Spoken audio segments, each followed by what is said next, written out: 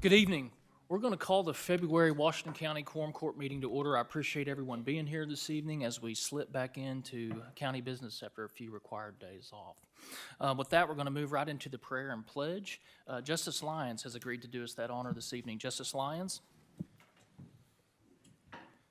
God, thank you for caring for the needs of your people. You give us everything we need. Everything we have is yours. So please use us and what we have to fulfill the needs of others.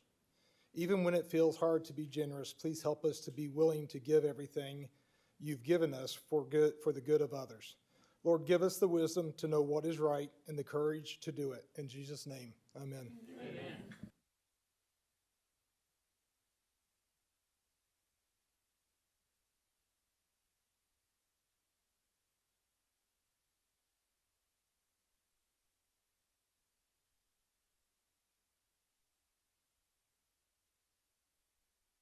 Thank you, Justice Lyons. With that, we move to the adoption of the agenda. Do I have motions to adopt the agenda?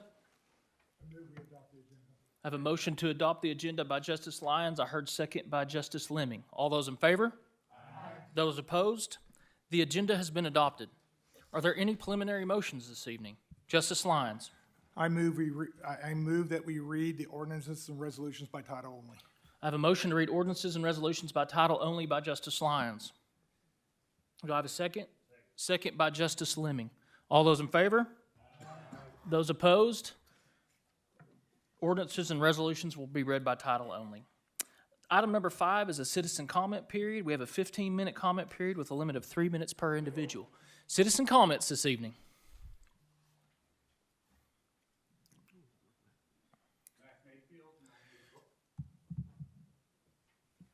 There you go, sir. Thank you. Mac Mayfield, 980 Rocky Lane. Thank you, Judge. Be real quick. I know you all are concerned about how Washington County, how our county is perceived around the state, and I want to share some accolades that came to a member of the court this last month. On behalf of the National Association of Social Workers, Arkansas chapter, they have informed us that they have selected the 2025 Public Elected Official of the Year Award for Justice Coger, given to somebody who exemplifies the values and missions of professional social work, and accomplishments for which you are receiving the award include taking risks for better social services, demonstrating outstanding leadership, and enlisting public support for improved social services. Tip of the hat. Thank you for that. Thank you. Additional public comments? Seeing none, we're going to move on. The next item is the approval of the minutes. Those minutes were emailed out to each of you. Are there any corrections to the minutes? If not, I will entertain a motion to accept the minutes. I have a motion to accept the minutes by Justice Lyons, second by Justice Dennis. All those in favor? Aye. Those opposed? The minutes have been approved. With that, we'll move to the county judge's report. I want to thank everybody for being here this evening. I know it was quite the sacrifice. It's been quite the last 48 hours.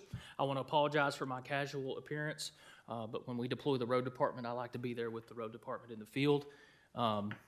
So you can understand some of those challenges. It was an extremely challenging storm response this time, mainly complicated by the extremely cold temperatures. So just a couple stats. I know that you guys like these, and we can always implore for more. And of course, we put together more stats as we can collect information. But we received 5 to 8 inches of snow around Washington County. Of course, we were battling that a lot of times in temperatures that were sub-zero.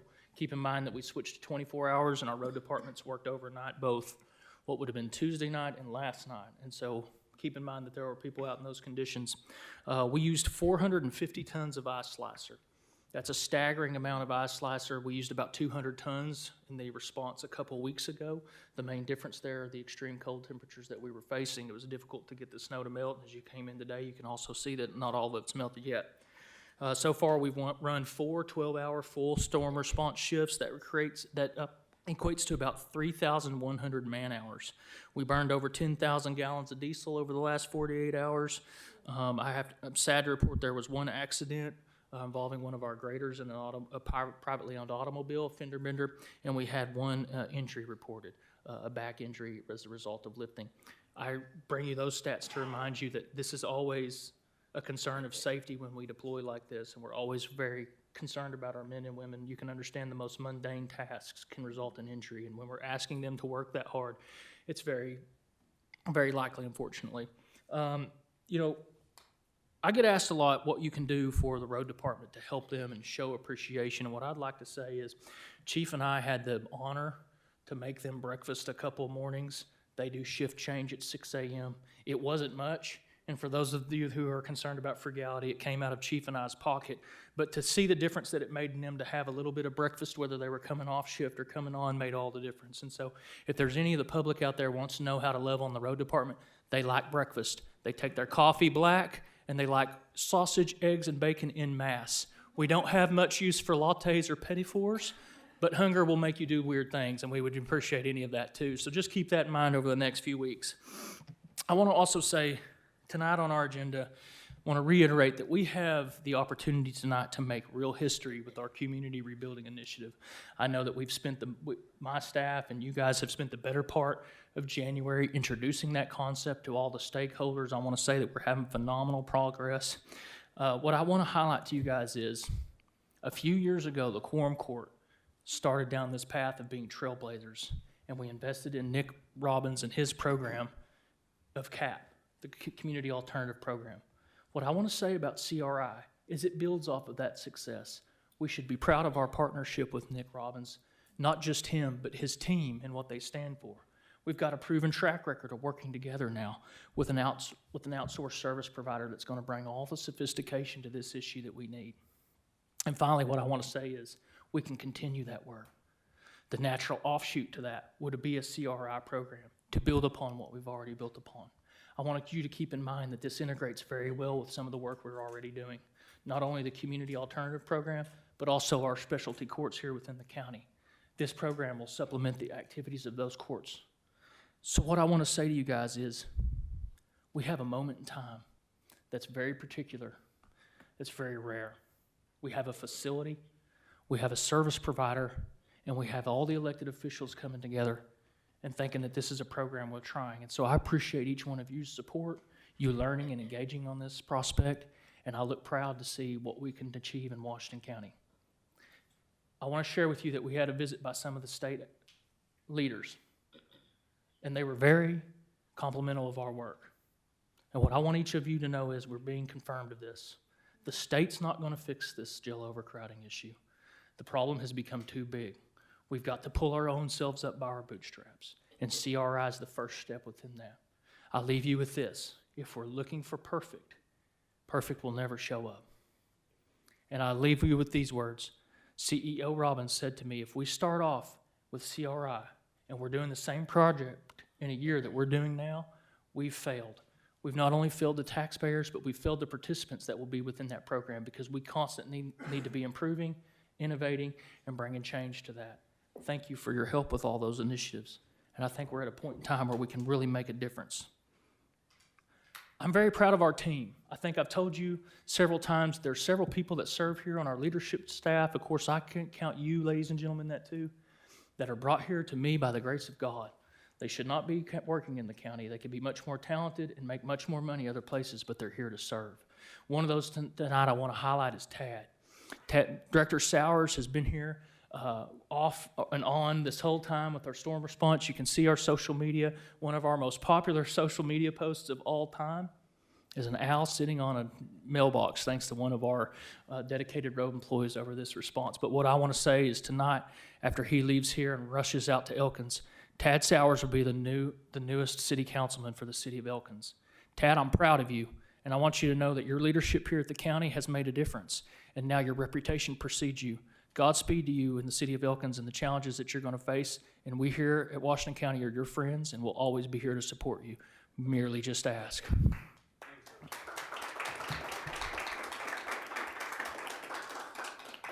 And finally, after 48 hours of a storm response, the last thing I have to say is I continue to ask blessings and safety on our workforce.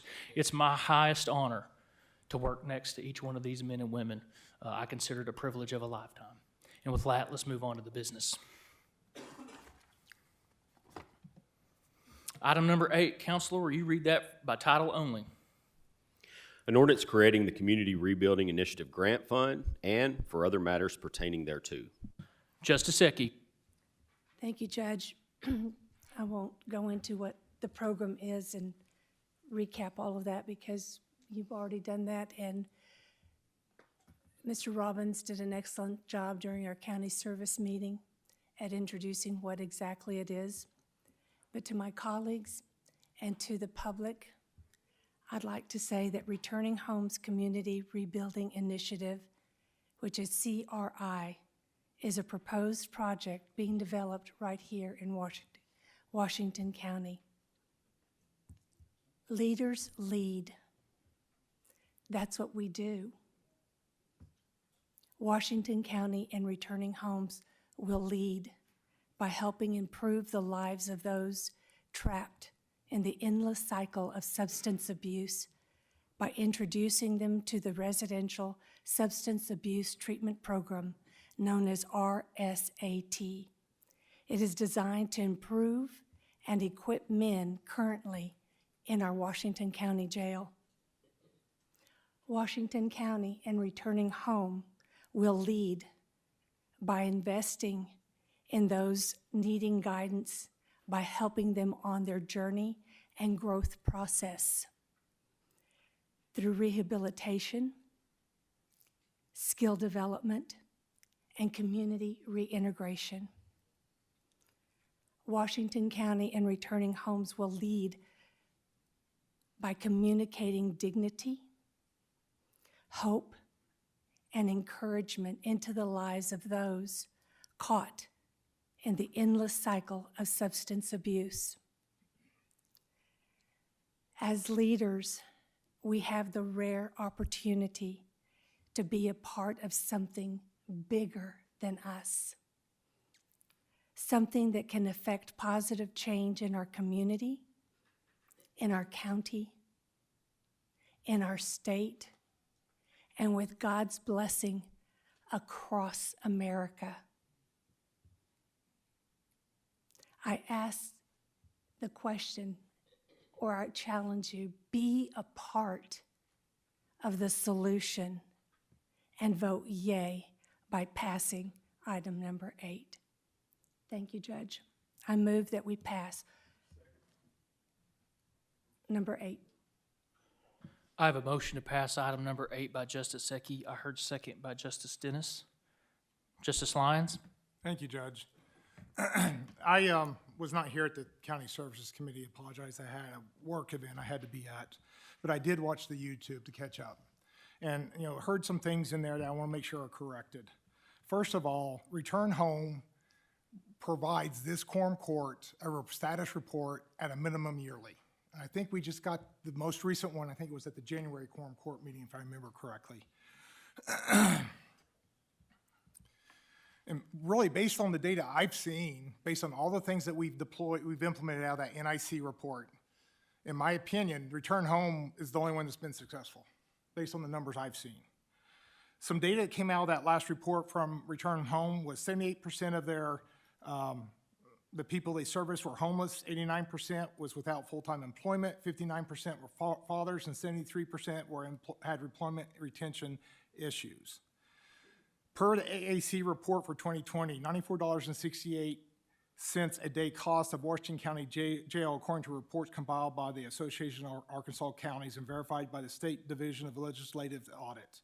In the most recent report that included Washington County with information from 2020, the daily cost to the county of housing inmates is $94.68. It costs Washington County $60 a day to have someone in Returning Homes Community Alternative Program. Based on a Baylor University study, Returning Home Community Alternative Program over the 3 years, CAP graduates returned to jail 33% of the time, compared to the average of 65% that did not graduate from the program.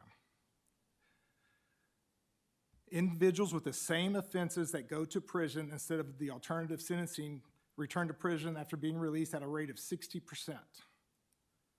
4% of CAP graduates over 3 years went to prison.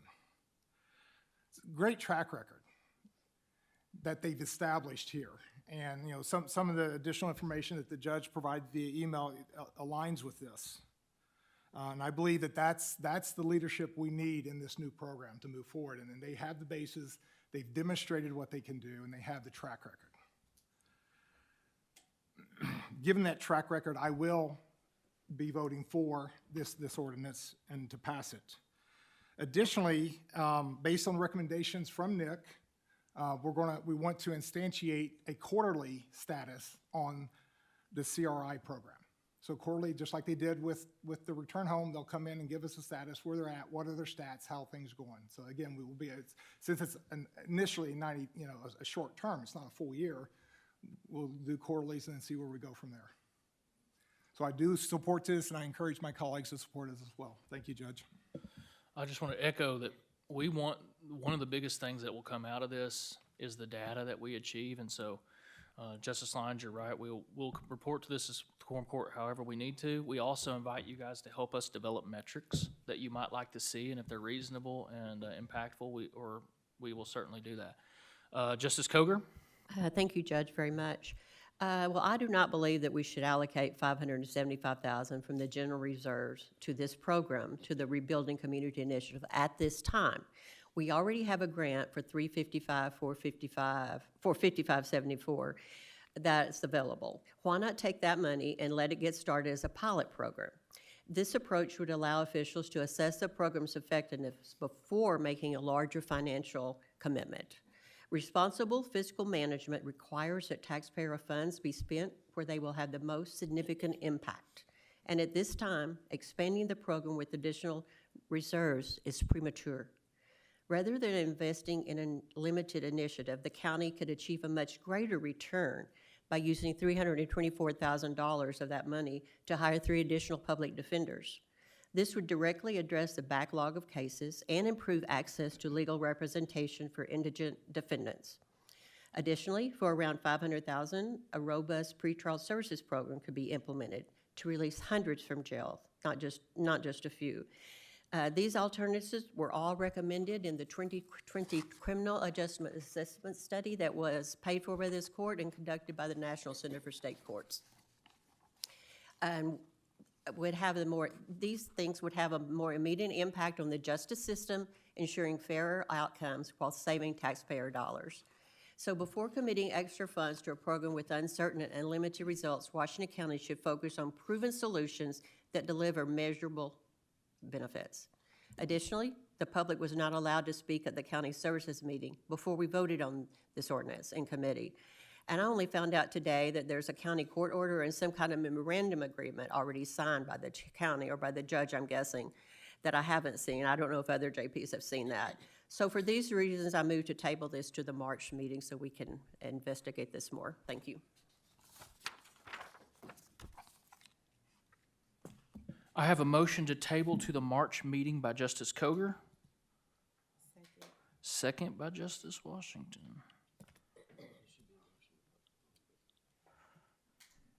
Okay. Mr. Allen, will you please call a roll on that?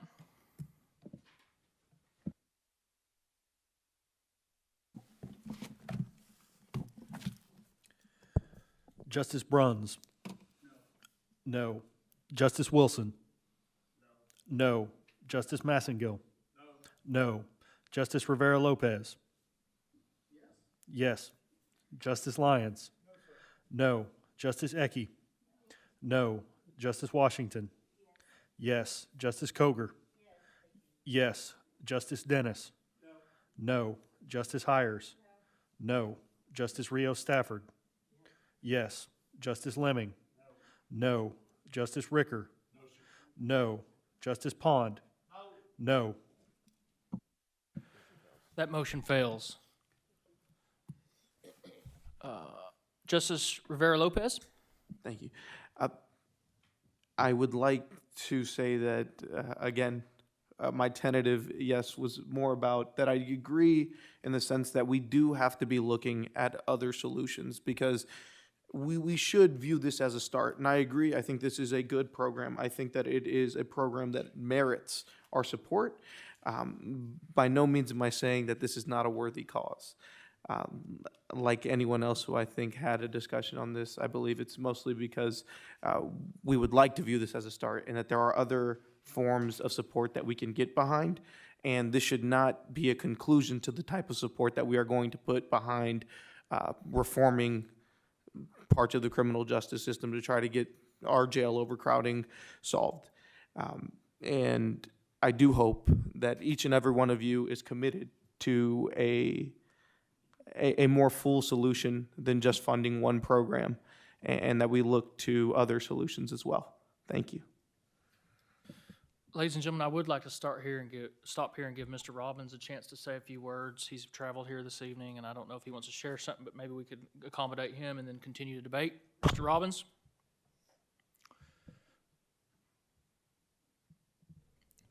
Yes, sir. Yep, I appreciate the opportunity to come up and again share about this program. I absolutely agree that this needs to just be the beginning. But as I said last time, if we wait to do everything, we're going to do nothing. So the bigger ask, the more difficult it is to say yes. And so my hope is see the value in that and the support this program is going to offer the existing programs. Just for example, let's say an individual is going to go to drug court. Drug court's our Washington County program. How much better is that individual going to be after 90 days in a substance abuse treatment program? That they're going to walk in with that, but then they're also going to have access to organizations that provide housing and employment and mental health services and health services that they're going to meet while they're there and going to build relationships that will then process on the way out. We've actually, we have some initial discussions with an organization that's in Benton County that is, if we move forward with this, is going to place a staff member full-time at this location, and they're going to focus on the reintegration plan for every single individual. And this group does housing, this group does treatment, this group does the MAP program. They do everything, and so they're excited to partner with Washington County, and this is their first kind of launch into Washington County, and they're excited about doing stuff, expanding services. And the more groups we've talked to in Washington County or right outside of Washington County, they're excited about how this could grow what they do. We had a meeting with some folks at the state level about some funding that's available for housing, that they would like to see groups partner with us and open up housing so that the individual that goes through it would have a place to live when they immediately release. So we're getting a lot of excitement around this. The governor sent one of her staff members and has met with us multiple times. He was just with me last week for a full day, and they're looking at how they can look to scale something similar in the state system. So this is exciting because it's bigger than returning home for sure. We're just a small part in the big journey of these individuals' lives, but we got to start somewhere. And I appreciate your support to let us get started today, because we have a lot of people in this community that are excited to get their arms around some men that are looking to change their lives. Thank you. Justice Rivera Lopez? May I question Mr. Robbins just for a second? First and foremost, thank you. I think that the work that you do is meaningful. I do have a question. Because some of the work you do is about building sort of social infrastructure around the people that go through your programs, and that can be a fairly tacit thing. It's hard to measure how many people that somebody who's come in contact with that can help them stay on the right path. It takes a certain level of creativity around the metrics that we are hoping to collect. What would you like us to understand so that we can have meaningful metrics about the work that you're doing? Yeah, I would say the first thing would be increased access to care. So your foundational services, which is mental health, physical health, the idea of access to housing, employment services. So as we bring a group in, so we always have a thing is meet them where they're at. So don't wait them to come to you, because this isn't a population that shows up to things. And so having basically a point location that they have X amount of hours of access to programming and connections in a space that they typically wouldn't. So when you're sitting in jail, you're laying on a mat on the floor and you're pushed away from the world. And so what's so tough is like these are people we really care about, and then they go here and then they get forgotten. And so we're going to bring the community to them, and that's very unique. And then so a big metric would be what are the inputs? Like what are they getting while they're there? But then the biggest metric is what are the outputs? Who is continuing on in those relationships that were established? I've been talking to different mental health providers. One of them suggested today, they said, do you think we'd have the ability to also counsel them after they get out? And I said, hey, if you end up, the county decides to partner with that organization, we have offices on the front side that aren't where the detainees are, and I think that would be an amazing opportunity. And so then they started going back and forth talking about what that could look like and the different services they could have at a place that they feel comfortable with the counselor they've been meeting with for 90 days. And talked about what a transition of care looks like. It isn't just one day it's done. It's how do we get it into the real world in their lives. And so that was kind of what we were dreaming up today. And I love those meetings because there's people that are passionate about the same population. So we're just going back and forth. And so, like Judge Deacon said, what we think the program is going to be today, it's not going to be that in 2 months because we're going to have so many doors open and so many exciting opportunities. I had a phone call from somebody that had worked in the women's facility volunteering there for 14 years. And he goes, Nick, can I be a part of it?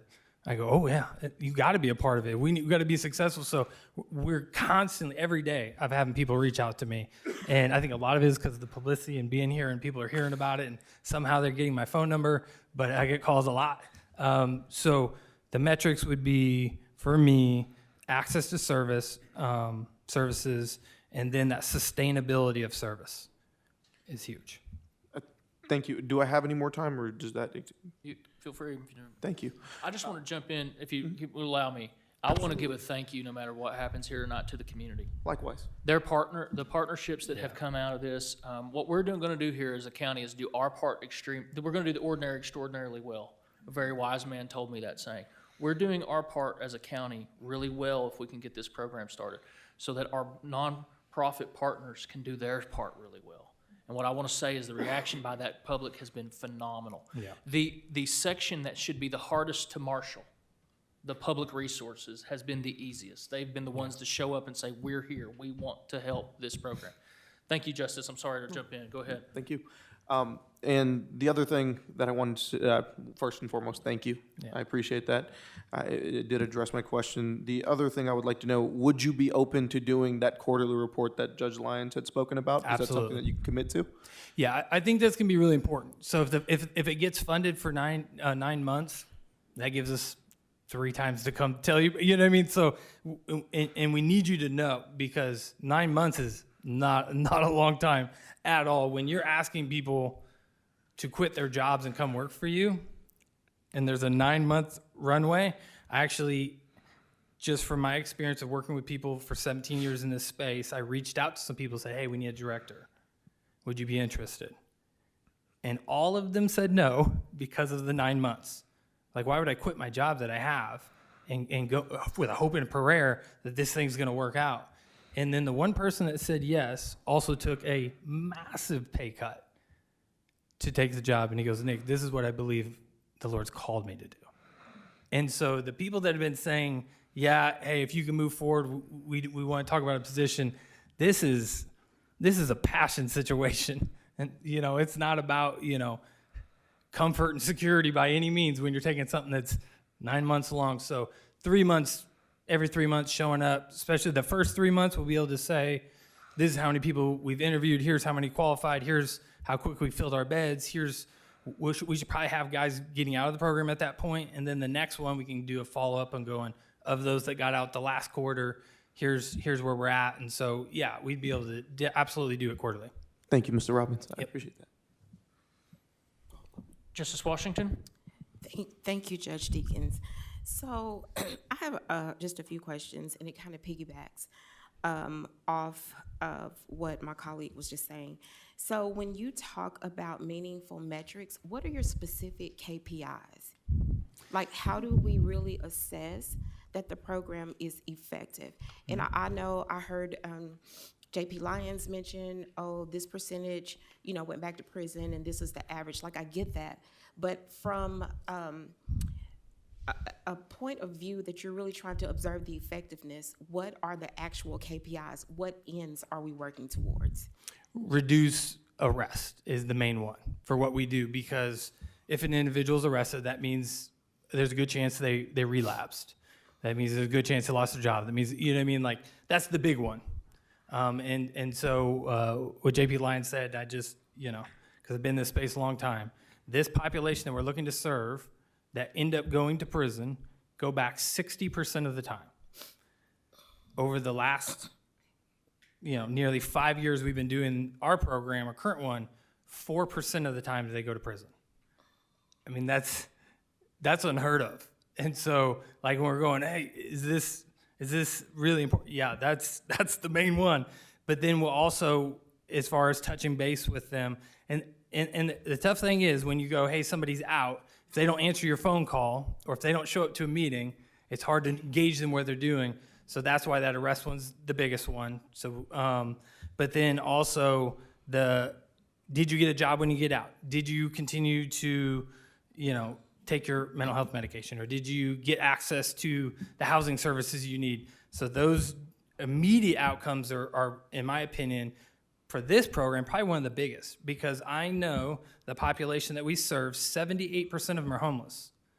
So if you experience a great program and is institutionalized success, and then you walk out and you're homeless the next day, then what are we doing?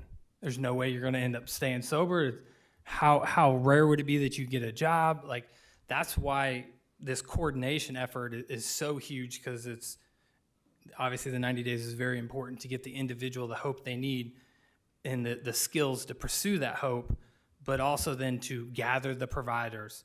We've already been I've been talking to a foundation about, hey, if somebody was to work with us, would there be resources for them to expand their services? Because that's really what we need.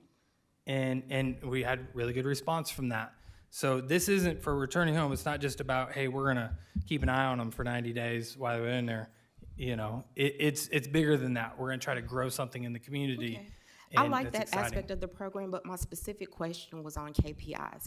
Because when you just say to decrease arrest, so if it was 99% and then it decreases to 90, you've done that.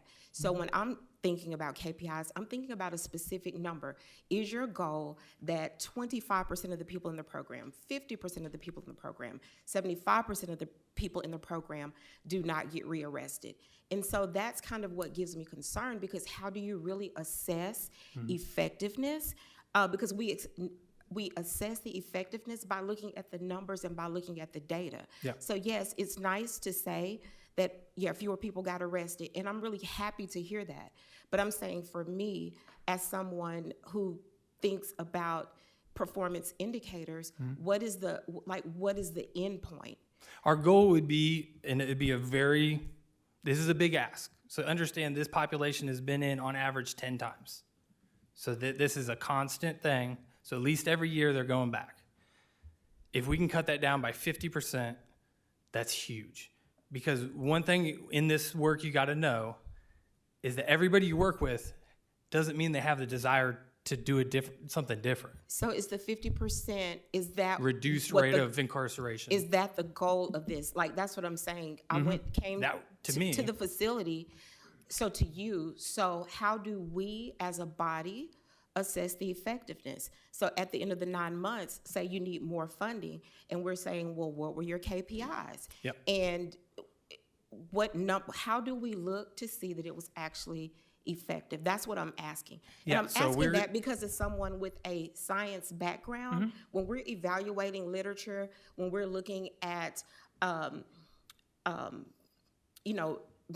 results that we want, like, we know, okay, with this medication, you can expect a 10% decrease in that. So that's what I'm asking, and that's what I haven't heard. And that really is what is giving me concern. So the one thing, when you look at that scientific data, you're looking at the outcome after it's already done. So they didn't come in and say, we're trying to reduce it by 92%. When we show up to CAP, we say we did reduce it by 92%, and you tell me if that's worth investing in. So that's how we'll do it too. We're gonna track everything. We're not gonna like try to hit a metric. We're gonna try to hit 0 across the board. We're gonna try that everybody's sober, and like every day we wake up, we're gonna do it, and then we're gonna bring you the numbers, and then you all are gonna decide if it makes sense to reinvest in it. So we're not gonna set these targets that are just based on hopes and dreams. Instead, we're gonna bring you all the information. We're gonna tell you Well, I how don't many think targets are based on hopes and dreams, and I hope that it didn't come across that way. That's just how I think, what is the end goal? Right. And I asked that question when we were at the facility, and I really felt like I didn't get that question answered. Another question that I had asked was about the continuation of care. What does the continuum of care look like? And I'm asking that because as a licensed pharmacist, I know what happens if you start people who are dealing with mental illness Yeah. on a medication and then they no longer have Yeah. access to that medication. And so now we're in a time where a lot of programs are being cut. You know, people may or may not be able to get a job. They may or may not be able to get health insurance. They may or may not be able to get Medicaid. And so what happens if people go through your program and then they're on a medication that they can no longer afford, and we know that they end up worse off than they were when they started. Yeah. So that's, Yeah. So right now, our program's track record is 100% people have insurance.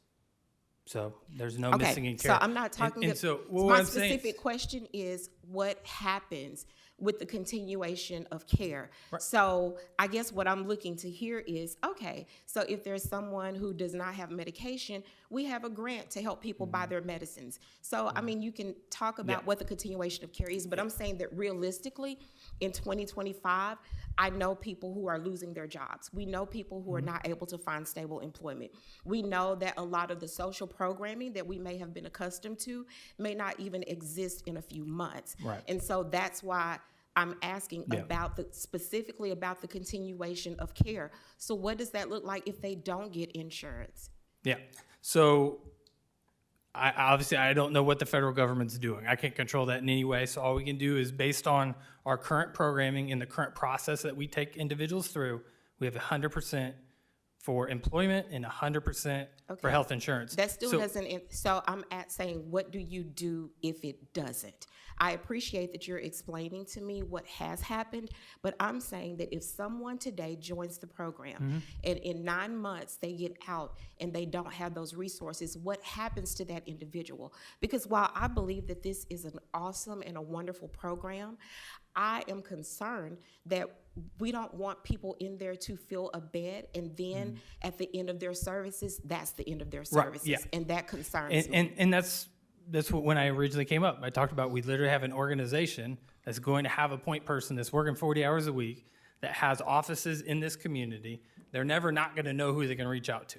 There's going to be a process that everybody's going to get put on insurance prior to them walking out of the door. All the paper will be filled out and will be submitted, and that's what we do today in our programs. And that's why I keep relying on, hey, I could tell you all the great things, or I could just explain to you what we do and the outcomes right now. And if the idea of going, hey, if you sign them up and you get this and you get that, what if that doesn't work? Well, I mean, that would mean it didn't work. But what I'm saying is our track record is it does work. I don't have anybody that we're working with isn't employed, and I don't have anybody that doesn't have health insurance. So all I can say is we do have a process in place. We have partnership organizations that are in the community providing those services. So the hope is that isn't. But again, when we share metrics in 3 months, and if you have a concern with how one of them's looking, point it out to us, and we're going to start grinding on it. Because, I mean, this is what we do. We don't settle for it just didn't work out. Justice Fleming? You're in a tough business. It's hard to answer all them questions, and there's no easy way in or out. I would like to know real numbers to the percentages, just because, are we talking 10 people, 10,000 people, 2 people?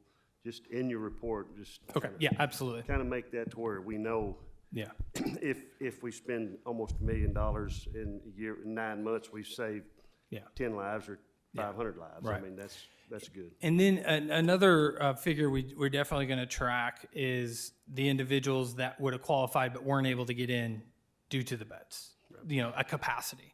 So our hope is to create an overall number to where you'll go, okay, this is how many people you served, and this is the capacity, but this is how many people you could have served. And I think that would be a big piece of the women's program because we're going to be pushing for that. is that we're going to track them as well, so that we have specific numbers. We're not going to, our organization's not going to provide the WIMS program, but we want you to have the numbers, because my hope is you'll sit down and go, I think we need that too, and we'll have the numbers to back it. Who would have qualified, who would have been approved, and who could have been assisted during that time. Well, I think it's very important to get the women involved, Absolutely. because us men need them. Thank you. Justice Coger? Yes, thank you, Judge. I'm very, this has been a very productive discussion that we've had tonight, I think, and I'm excited to hear other people talk about that this is just the beginning of maybe doing some of the things that we were supposed to do from the criminal justice assessment study of 2020. So, Judge, would you consider reinstating the Criminal Justice Coordinating Committee so we can have a group to push that forward and activate that? No? Nope. That's not any discussion of the motion. Thank you, Justice. Do you have any other questions, Justice Coder? No, that's it. Thank you. Any other questions for Mr. Robbins before we let him loose this evening? Thank you, Mr. Robbins. A couple things I'll bring back is there is a sense of urgency to this. Now, right, wrong, or indifferent, we brought this grant to you guys. To delay this a month will severely impact this program. And one of those things is Nick has attracted people who want to come work for this and are making life decisions here for us. And so I want you guys to feel comfortable. That's why we did all those open houses in January. We knew this was going to be an accelerated timeline. We were trying to be as open, as transparent as we could to answer any questions. And so here's where it's at. I really think this is the beginning. But it's also the beginning. It's also culminating on things that you guys have already done. Mr. Justice Rivera-Lopez, I want you to be proud that you've joined a group that has invested in mental health court. Drug court's always been a great thing for us. We're doing the CMP project down at the jail to make things a little bit more humane and dignitary down there, dignified.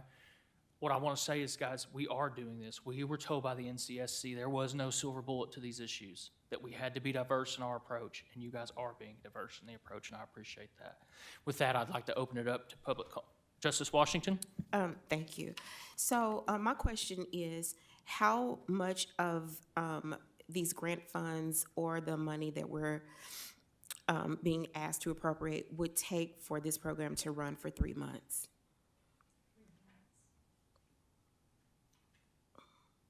I don't have that in front of me, Justice Washington. I haven't split it down to that.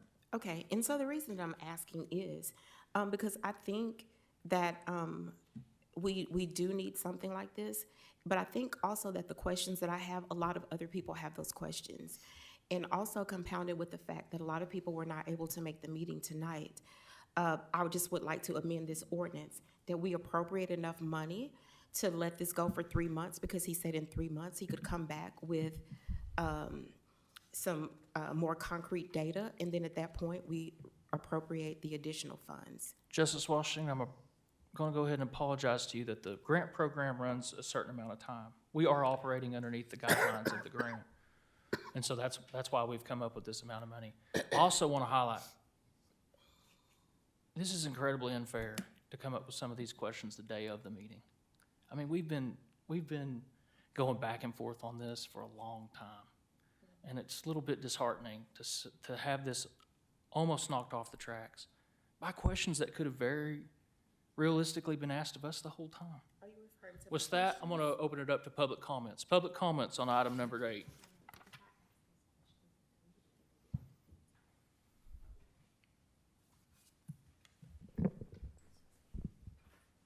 Hello, Sarah Moore, Fayetteville, Arkansas. You know, on its surface value, I can see why we would want to feel supportive, because we want to have alternatives to incarceration. You know, the pathway of how we've gotten here with Returning Home as a sole provider is that, you know, they're one of the only nonprofits that received any ARPA money that did the 3-year CAPS program. And I appreciate tonight we've actually, for the first time ever, publicly talked about metrics. For so long, taxpayers weren't exactly sure what we were buying. It hasn't been in any MOU or contract that we've been provided. Additionally, while we've been talking about jail overcrowding since 2019 when I started attending meetings, I don't know that CAP has allowed us to have any available beds. I think that we still say that the jail is overcrowded. And so I do appreciate that we're talking about what metrics are tied to the county monies that we're spending for our taxpayers. You know, process works. You know, transparency matters. Giving everyone the opportunity to compete, you know, matters. Serving our entire county population matters, not just the ones that you agree with. And so again, you know, this is one solution. It's unfortunate too that this ordinance has been tied together as two programs. It's CRI and it's also the CAP program. You know, for so long, you know, there have been many different providers that do reentry services that have approached this body and have asked for there to be investments in their programs. And to date, the county has not provided resourcing. But I'm excited, I guess, to hear during the discussion tonight that we have openness to looking at and investing in these other alternatives to incarceration. I heard tonight that we need to have a diversity in our approach, and I do agree with that. One of the things that I have a lot of concern around is that, you know, this is an expansion of jail beds. That's not really diversifying our approach. We're going to increase jail beds with 32 by 4%. We're not talking about what we're doing right now, using ARPA monies of $20 million to expand 88 beds at the jail. That's a 12% increase in beds. We were told by the National Center for State Courts, you'll continue to expand unless you start doing things differently. We cannot afford, it's an unsustainable solution for us to keep expanding jail beds. So if we're gonna move forward with this program, and I think we should pause, I think we should wait. No one got to comment during county services. It's very unsafe, and you don't see any residents out here tonight because they're trying to heed the warnings to stay off the roadways as much as possible, and so there's no conversation from our community to move forward. Additionally, when you talk about creating a sole provider, sole source, I do business in the city of Fayetteville as a council member, and that is when only one entity does a specialty, like a pipe fitting service where Thank you, that Ms. only Moore. they Your time have that has expired. opportunity. Thank Next you. public comment, please. Michael Stewart, live in Elkins. I just want to say that, you know, the jail beds are, the people are in jail no matter what. Let's put them in here where they can be off the floor and get some help while they're there. I've got 13 years as a deputy for the sheriff's office. I have arrested the same people multiple times, over and over and over again. It's a generational curse that we're fighting out there. It's the grandparents, the parents, the grandkids that we continue to see over and over, that the law enforcement continues to see over and over. These people need help. They're worth it. While they're in jail, they're going to be there anyway. Let's get them the help that they need. They're worth the money that we spend on this. We've traveled around the country looking at different programs that are very similar to this. They work. In Tennessee, we went over there, and there was one program where they said in 5 years they've gone on hands-on 5 times. 5 times in 5 years. That's amazing. When I worked in the detention center, I went hands-on 5 times in one shift. It's the same people that's in the jail over there. These programs work. It's proven statistics. You know, I don't want these people in jail either, but we gotta have accountability. They've gotta be held accountable, and we need to get them the help while we're holding them accountable, not just sitting in there doing nothing. This program is an opportunity to do that, to help them. Without this program, they're gonna be in the jail. Let's do what we can, help them while we have the availability. Once they're out of jail, the community can pick up and help on the outside. Thank you, sir. Public comments. Mac Mayfield, 980 Rocky Lane. I echo the sentiment. I'm glad to see some excitement about doing things for folks who are incarcerated. But it's a shame we got to put people in jail before we can help them out. A lot of folks are stuck in the cycle because of their legal issues. To be able to give them pretrial services is a much wider scope and will address a lot more people. Frankly, sir, I am skeptical that this is just the beginning. I hope you mean that, and I hope that's the case, because we've been talking about this for the last at least 6 years that I've been involved. If this is what it takes to get it going, I don't like the process. I don't like a sole provider without requests for proposals or qualifications. But we gotta go. Thank you. Thank you. Any more public comments this evening? Seeing none, we're going to take up the question. I have a motion to pass item number 8 by Justice Eckie, a second by Justice Dennis. Mr. Allen, will you please call the roll? Justice Bruns? Yes. Justice Wilson? Yes. Justice Massengill? Yes. Justice Rivera Lopez? Yes. Justice Lyons? Yes. Justice Eckie? Yes. Justice Washington? Abstain. Justice Coger? No. Justice Dennis? Yes. Justice Hires? Yes. Justice Rios Stafford? Yes. Justice Lemming? Yes. Justice Ricker? Yes. Justice Pond? Yes. That item passes. Thank you, each and every one of you, for your leadership. Item number 9, Counselor, will you read that by title only? An ordinance establishing the salaries for justices of the peace and for other matters pertaining thereto. Justice Lyons? Thank you, Judge. So each of you should have an amendment to this based on recommendations from council. It's been changed at a high level to identify the per diem, identify $300 per diem for committee meetings, for each committee meeting, and a different amount for quorum court, et cetera. You put that across, it's 3 a month times 12 months, 36 times. With that data, it gets us basically the max, but it's still, we can't go over the max by state law. So, Judge, I move that we amend this based on the new draft that's been passed out.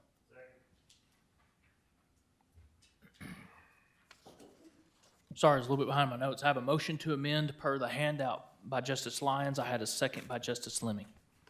Further discussion? Justice Lyons, were you finished? I'm sorry, I didn't. Okay. Further discussion on this item? Or, I'm sorry, on the amendment. Justice Coger? I don't know if this is amendment or not, but I'm trying. I messed that up. If you'd like to hold your comments, maybe we could comment on the amendment, and then I'll come back to you if that's okay? Okay. Or if you have, is that okay? Any comments on the amendment? Okay. I have a motion to amend by Justice Lyons, a second by Justice Lemming. All those in favor? Aye. Those opposed? The item has been amended. Motion to pass as amended, Justice Lyons? Make a motion to pass as amended. Okay, motion to pass by Justice Lyons, second by Justice Lemming. Further discussion? Justice Wilson? I'm willing to vote with the majority of my colleagues on this. I need to say a couple of things, though.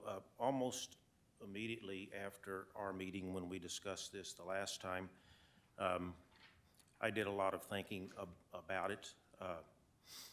So I stand by every comment that I said then, so it's not like I'm changing my position on this issue. But I did do some reflecting. I also did a little bit of homework. I know that Benton County passed a similar ordinance. My understanding is they had a discussion of whether they were going to incrementally increase the pay, or maybe it was in their words to rip a Band-Aid off and do it all at once, so that it's an increase that's the maximum allowed by the state legislature. So it sounds to me like this is very similar to what they have done. I only see 3 options here. We can approve this, or we could vote it down, or we could come up with something that is an incremental increase. And so I would like to make a motion to consider another amendment. I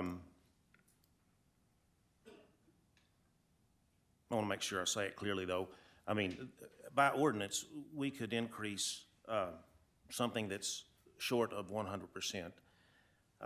And by separate ordinance, my understanding is we could do something different with different budgets until we are at a point.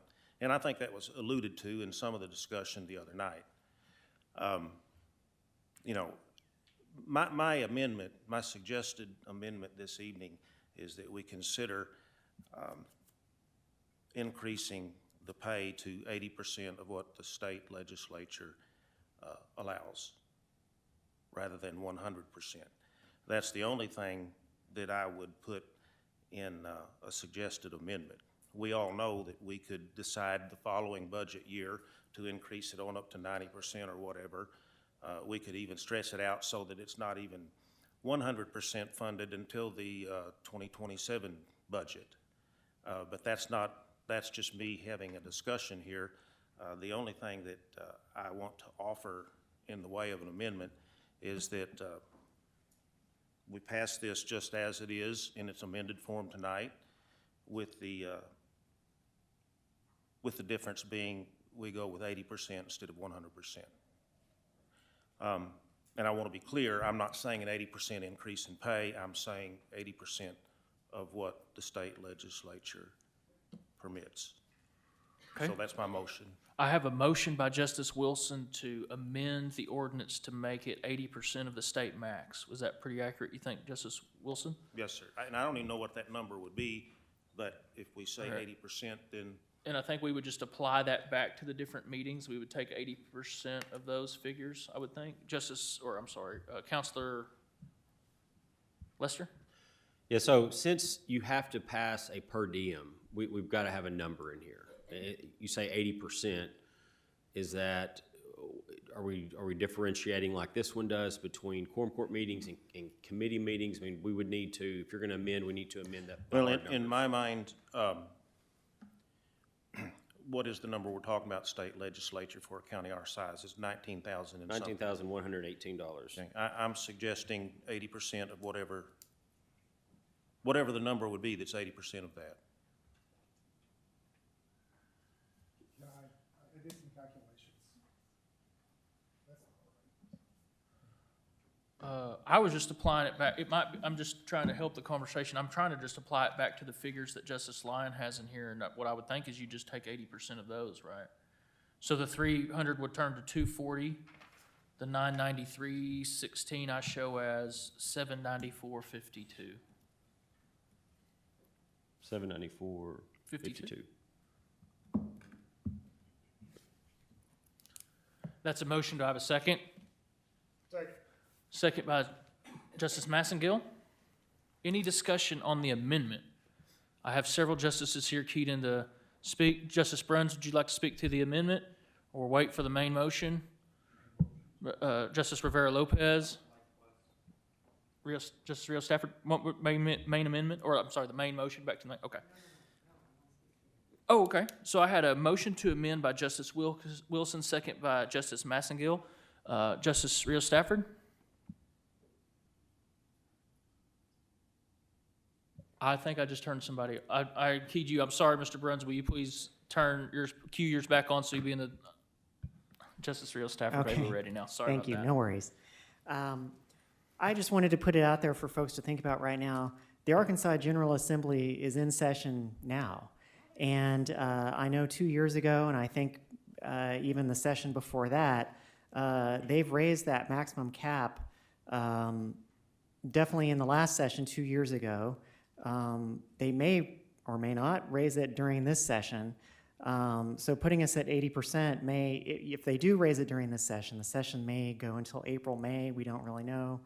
You know, that'll just put us even further behind. And I'm of the mind of, these numbers are, there's such a small difference between these numbers. I kind of feel like the Benton County Quorum Court did. We may just want to rip the Band-Aid off and see what the Arkansas General Assembly does.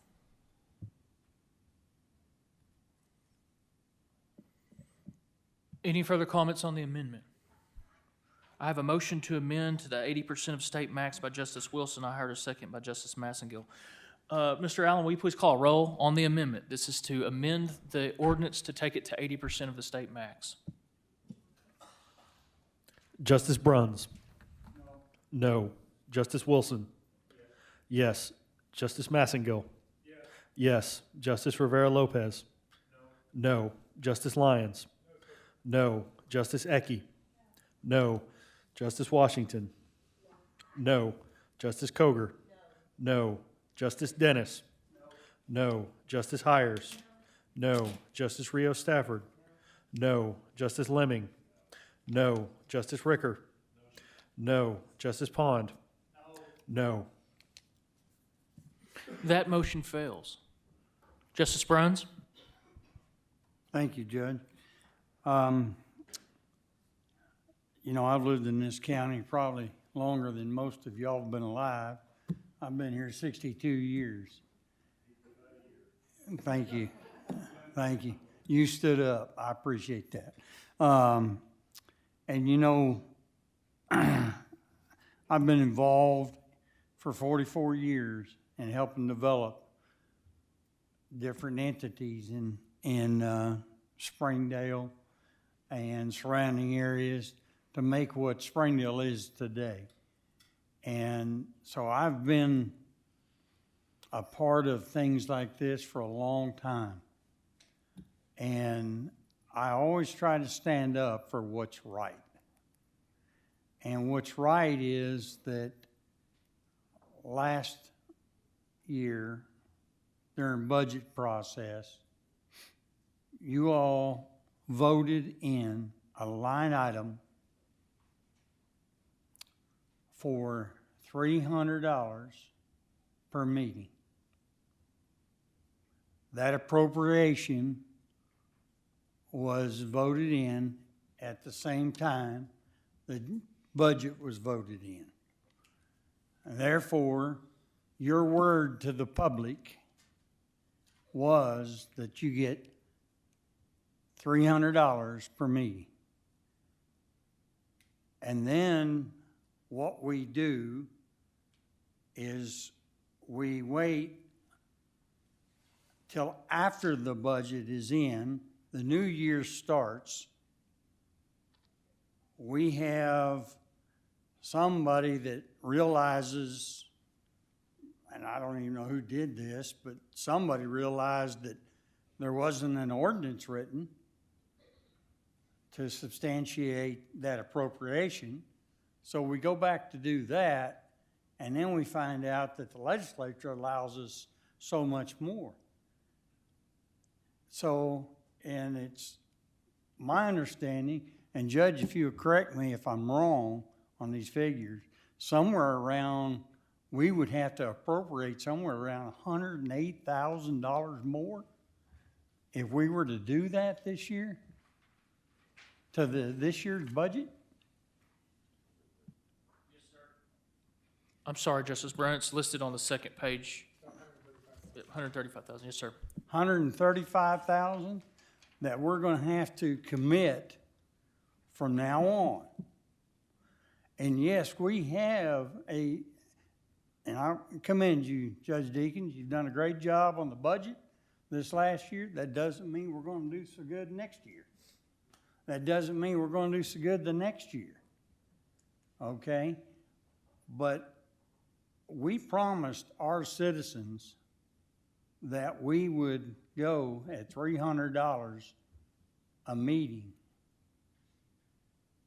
And now, 2 months in to the session, to the year that we're in budget, we're breaking that promise.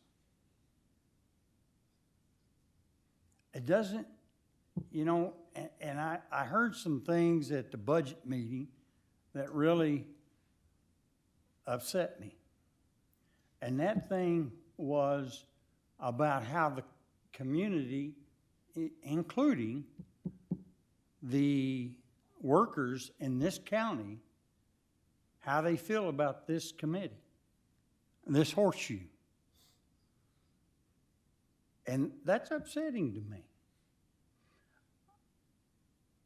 But I understand if you can't keep your word with them, why they come to that conclusion.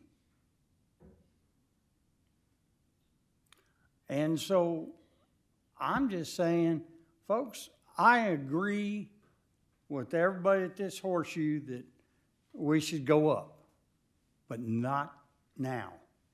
We have promised our community that we would do this in this time, and let's take it to the next budget session and vote it in at that time. It's not fair to our constituents. Thank you. Thank you, sir. Justice Rivera Lopez?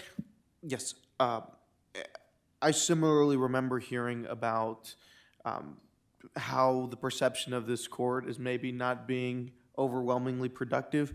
And so what I would like to discuss is a matter of incentives. What we are talking about is what we are here to do. And we should be compensated to be here and do a good job. And so what I would invite you all sitting here and you all at home is to view this as a tool for yourselves as well. For the next time, if you feel as though that you have not found your representation on this horseshoe adequate, understand that this might open the possibilities for greater representation. If it is not a financial hurdle for someone to sit on this court, you might get people of a different composition, people who, if you feel so inclined, to have somebody else represent you. Not that I don't believe that everyone here is trying to do a great job, I do. And likewise, because they are trying to do a great job, we should not be the third largest county and be compensated 71st out of 75 counties. I think that if we do nothing, then we will not get, we might never do anything. Like we talked about the inertia of not getting things done and getting the ball rolling, I do believe this is a start and it should be viewed as a tool for the public as well. Thank you all. Justice Ricker?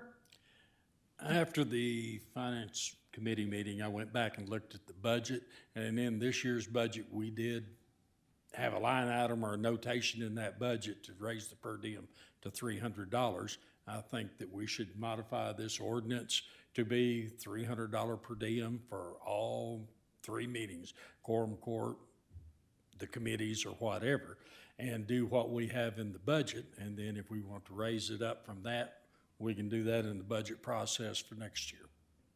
I would make a motion that we amend this ordinance to be a $300 per diem. I have a motion by Justice Ricker to amend the ordinance to make it $300 per diem regardless of the meeting, $300 across the board. I have a motion by Justice Ricker. Do I have a second? I have a second by Justice Bruns. Any discussion on the motion? Justice Lyons, would you like to discuss the amendment or the main? That's who I see key. Justice Coger, amendment or the main? Okay. Justice Palm, would you like to speak to the amendment or the main motion? Waiting for the light to turn red. Yeah. Sorry about that. That was my When hold. it turns red, then we go. When it's green, we wait. Okay. Hey, you know, from the discussion here, a little bit I get lost, but, and I actually, I appreciate this amendment that's been brought forth. But as far as you know, what the legislature allows, the way I understand it, annually we have a cap. And it doesn't make any difference whether you do this. What Justice Lyons has provided as an amendment, or the amendment we're discussing now, after we have had enough meetings that we get to that cap, then the rest of the year, we would have to meet without pay. Is that not correct? That is correct, Justice Okay. Pond. So, I was just saying that because I kind of wanted to make sure I wasn't confused about the rules as the state provides. And listening to the discussion, I wasn't sure that there might be other folks on the horseshoe that didn't understand that. Because we have not been dealing with state statute, we've been dealing with ordinances we've looked at and amendments and then discussing them. So whatever we do, whether it's $300 a meeting or whatever else is provided here, and like I said, I'm okay with the $300. that, you know, I'd still be coming up here and meeting with you if somehow you run it back down to 100. Don't get mad at the messenger. But either way, like I said, we've got a cap, and for many years now, this court has been responsible enough to settle things up, you know, particularly the budget. We've not had great big arguments about the budget that caused us to have excessive amounts of meetings. And so by being very reasonable and looking both sides of many arguments, we've saved the county a lot of money. And like I said, what the state allows for is just so much for the year. I'm just saying it again, so maybe I'm saying it right, or somebody could disagree with me. Either way, I don't look for us to surpass that cap. And so I'm wanting to say, just like the county road crew has done an excellent job plowing the roads, the people on this court through the years, and some of us are newcomers, have done very well, and with your leadership is one of the, by the way, has saved the county a lot of tax dollars as far as this small part of the county budget goes. And this is very small, what we're discussing here, compared to the whole scheme of things. But thank you. Okay. Justice Lyons? Thank you, Judge. I'm going to address these 2 points based on the amendment. I just want some clarification. I want to make sure people understand clarification. In the current budget ordinance, there is a statement that states all elected officials will be paid at the max. That's what's in the ordinance. Okay? When we brought that up, we were told that's a script error, that there was supposed to be a word in there that says all full-time elected officials. But that's not what the ordinance said that we all read and we passed. Which is why we're here and why I brought this to bear to look at and to review, right? We were also told that we were, regardless of what we were going to be paid, we were budgeting the max amount. And that's not what happened. We missed that because we didn't go line through line to make sure it was there, right? So we're at fault as a group, but that's not what we were told, and that's not what was happened. So just wanted to make sure, clarification, if you read the ordinance as it was written, it indicated all elected officials, because I had no idea that word was there 2 times ago or whatever, right? That we would be paid max. Thanks, Judge. All right, I have a motion to amend to $300 per meeting by Justice Ricker, a second by Justice Bruns. Mr. Allen, will you please call a roll?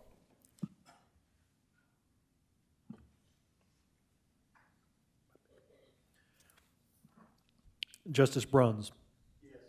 Yes. Justice Wilson? Yes. Justice Massengill?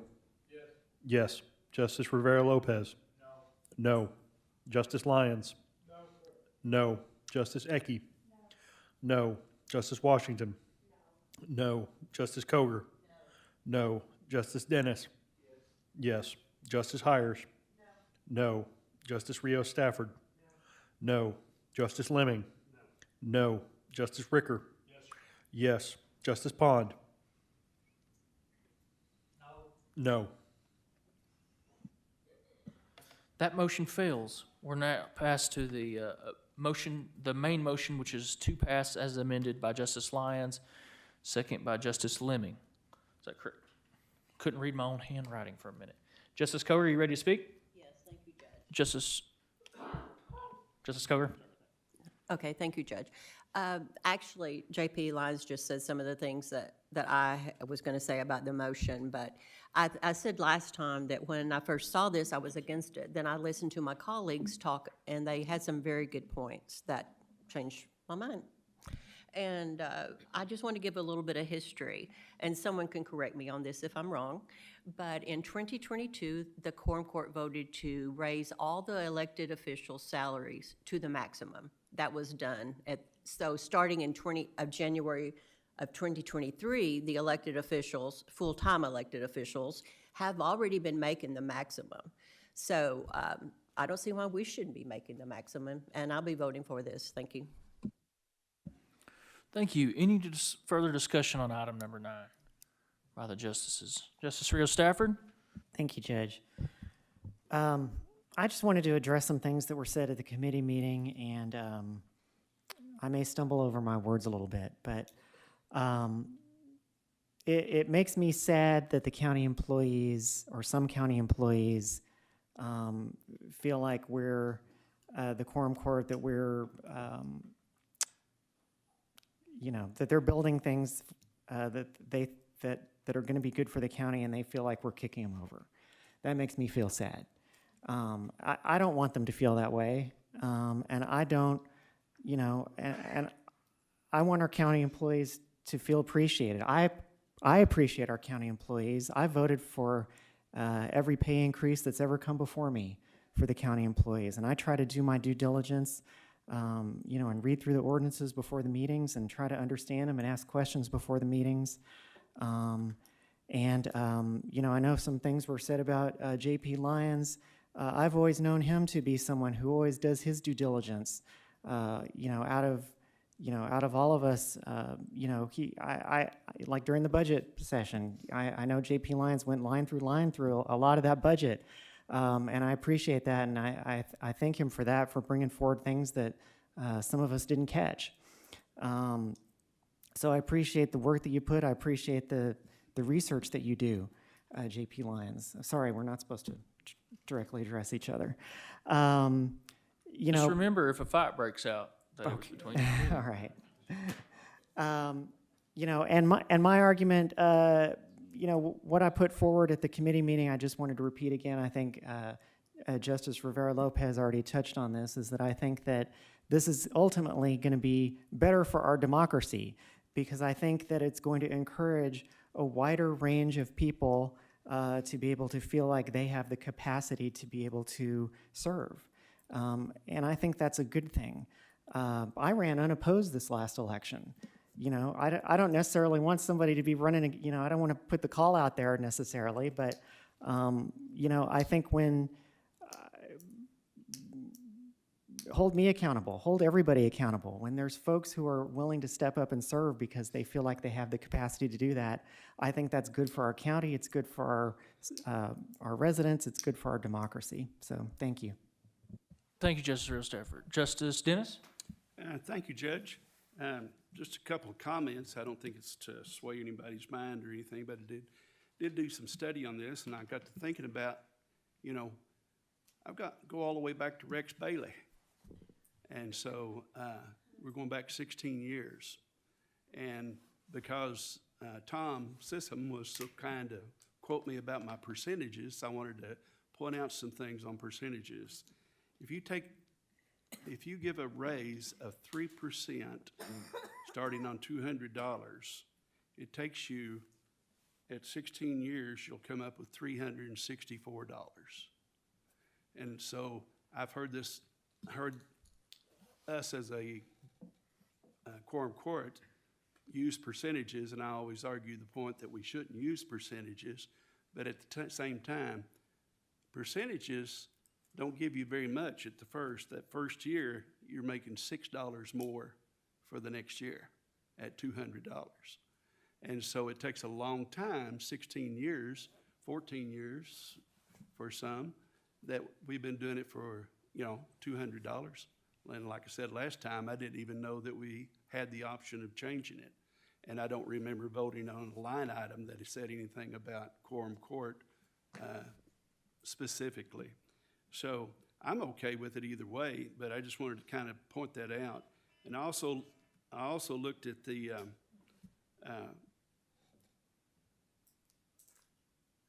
well, basically, the CPI value, Consumer Product Indicator.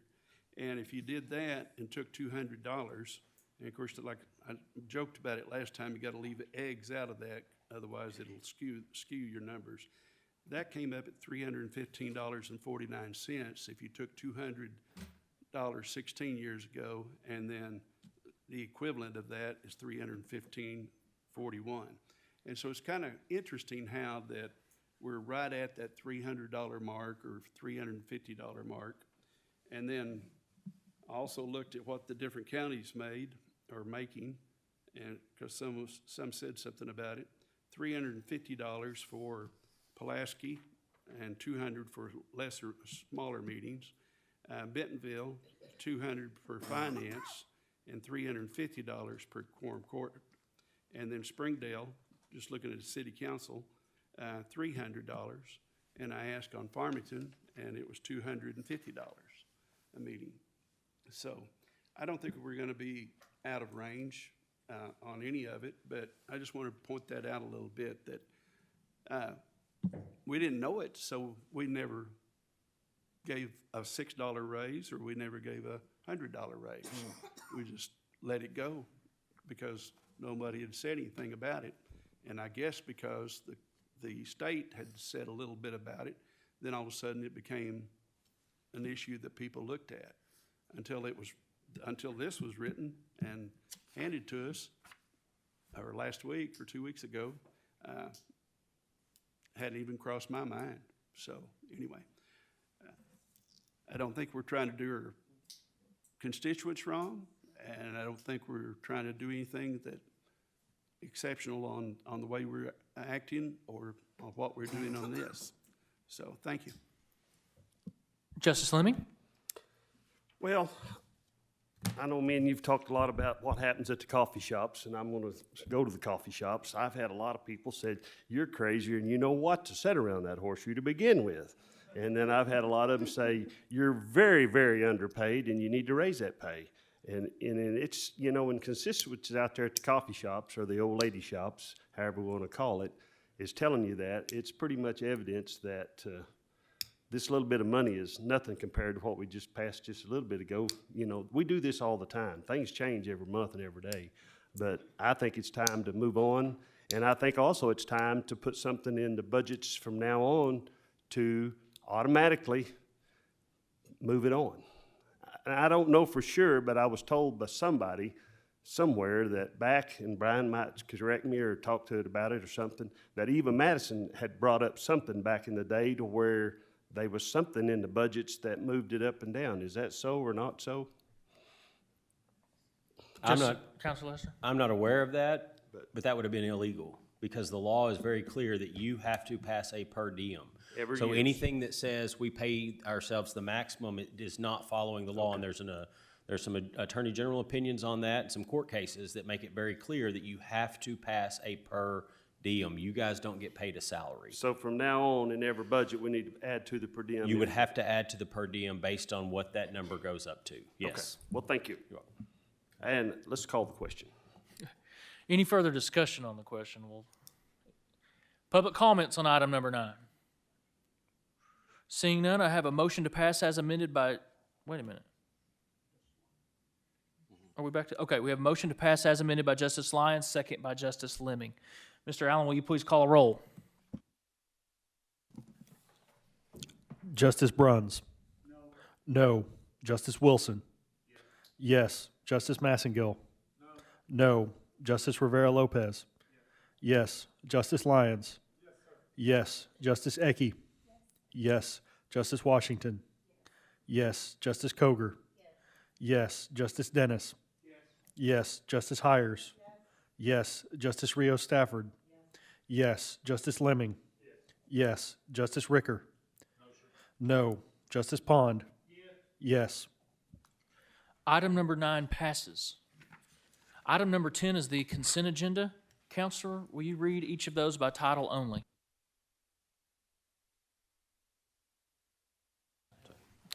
Item 1 on the consent agenda is an ordinance amending the HIV clinic budget for 2025 and for other matters pertaining thereto. Item 2 is an ordinance amending the Wheeler Road Bridge Grant Fund budget for 2025 and for other matters pertaining thereto. Item 3 is an ordinance amending the Circuit Court 7 budget for 2025 and for other matters pertaining thereto. Item 4 is an ordinance amending the Circuit Court 8 budget for 2025 and for other matters thereto. Item 5 is an ordinance amending the AOC Juvenile Court Division 3 Grant Fund for 2025 and for other matters pertaining thereto. Item 6 is an ordinance amending the AOC Juvenile Court Division 8 Grant Fund for 2025 and for other matters pertaining thereto. Item 7 is an ordinance amending the DEM budget for 2025 and for other matters pertaining thereto. Item 8 is an ordinance projecting revenue and carryover totaling $19,296,165.05 in various grant funds and appropriating $19,296,165.05 to various grant funds for 2025. Item 9 is an ordinance recognizing additional revenue in the amount of $60,000 in the high-intensity drug trafficking areas HIDA grant fund and appropriating said $60,000 from the HIDA grant fund to the HIDA 2024 G24 GC004A budget for 2025. Justice Lyons? Thank you, Judge. I move we pass the consent agenda. I have a motion to pass the consent agenda by Justice Lyons. I heard second by Justice Rios Stafford. Any further discussion on the consent agenda? Any public comments on the consent agenda? Seeing none, we'll take up the question. I have a motion to pass the consent agenda by Justice Lyons, second by Justice Rios Stafford. Mr. Allen, will you please call the roll? Justice Bruns? Yes. Yes. Justice Wilson? Yes. Yes. Justice Massengill? Yes. Yes. Justice Rivera Lopez? Yes. Yes. Justice Lyons? Yes, sir. Yes. Justice Ecke? Yes. Yes. Justice Washington? Yes. Justice Coger? Yes. Justice Dennis? Yes. Justice Hires? Yes. Justice Rios Stafford? Yes. Justice Lemming? Yes. Justice Ricker? Yes. Justice Pond? Yes. The consent agenda passes. Item number 11. Counselor, will you read that by title only? An ordinance ratifying a conditional use permit recommended for approval by the Planning Board for the Moonlight on the White Rentals project. Justice Lyons? Could we have our favorite director, Ada, come up and provide an overview of We this, absolutely please? can. Good evening. The hockey game is like it's going on right now. Is it? Oh, come on. I have not seen it. Like I can go and check. Yeah. Good evening, everyone. This project was like the CUP project was approved by all the members of the planning board attending. It's a tiny project that's going to be using 3/4 of an acres. It's an existing like cabin and existing like shed next to it. The applicants, they're not building anything. They're going to like repurpose them to use them for fishing gear, like kayaking, canoeing, like rental during the summer and spring, and during like the winter, and fall if possible. We have not had any objections, and I mean, everything's cool. Thank you, Judge. So this, I don't know if everybody knows or they went by it, but this is an area, you have Saddleblock Brewery and Bar that's there. The gentleman owned that, also owned the property in the back, had a cabin, was Airbnb. When he sold it, he separated it. All right, so now you have Saddleblock Brewery and Bar owned by somebody else.